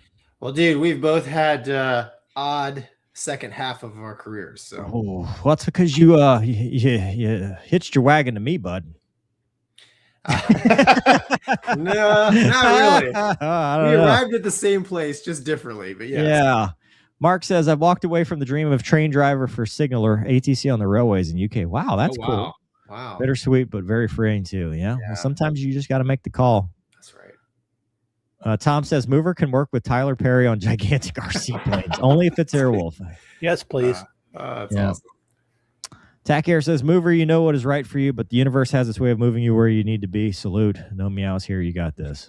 That was a meow, actually. I like what you did there. Yeah. And Scano says, finally caught you guys again. Shout out. Make them tell you no. Going on 2 years in pre-OTS pilot selection. We'll email y'all once. I'm all past it. I'm past it all. Thanks for the motivation over the years, fellas. Awesome. Keep at it. Gonky, this is way too long of an episode. It's fine, dude. I'm wide awake. It's the coffee. Yeah. Well, I got stuff to do. But all right. We thank you all for watching. Yeah. Thank you, everybody. We will see you next week. Same Probably place, just the same two of us. We hope you like us. We'll see. We'll see. What, am I fired? We'll see. All right. There's Doug. Fired. Yeah, I'm fired for losing my voice. Yeah. You got to speak up more, Doug. I didn't Forgot know about were you. down there. Yeah. Doug, we appreciate you as Yeah. always. Thank you for gentlemen. your service. We'll see you next week. Yeah. Good night, everybody. Thanks again. Good night, Night, everybody. folks. See ya.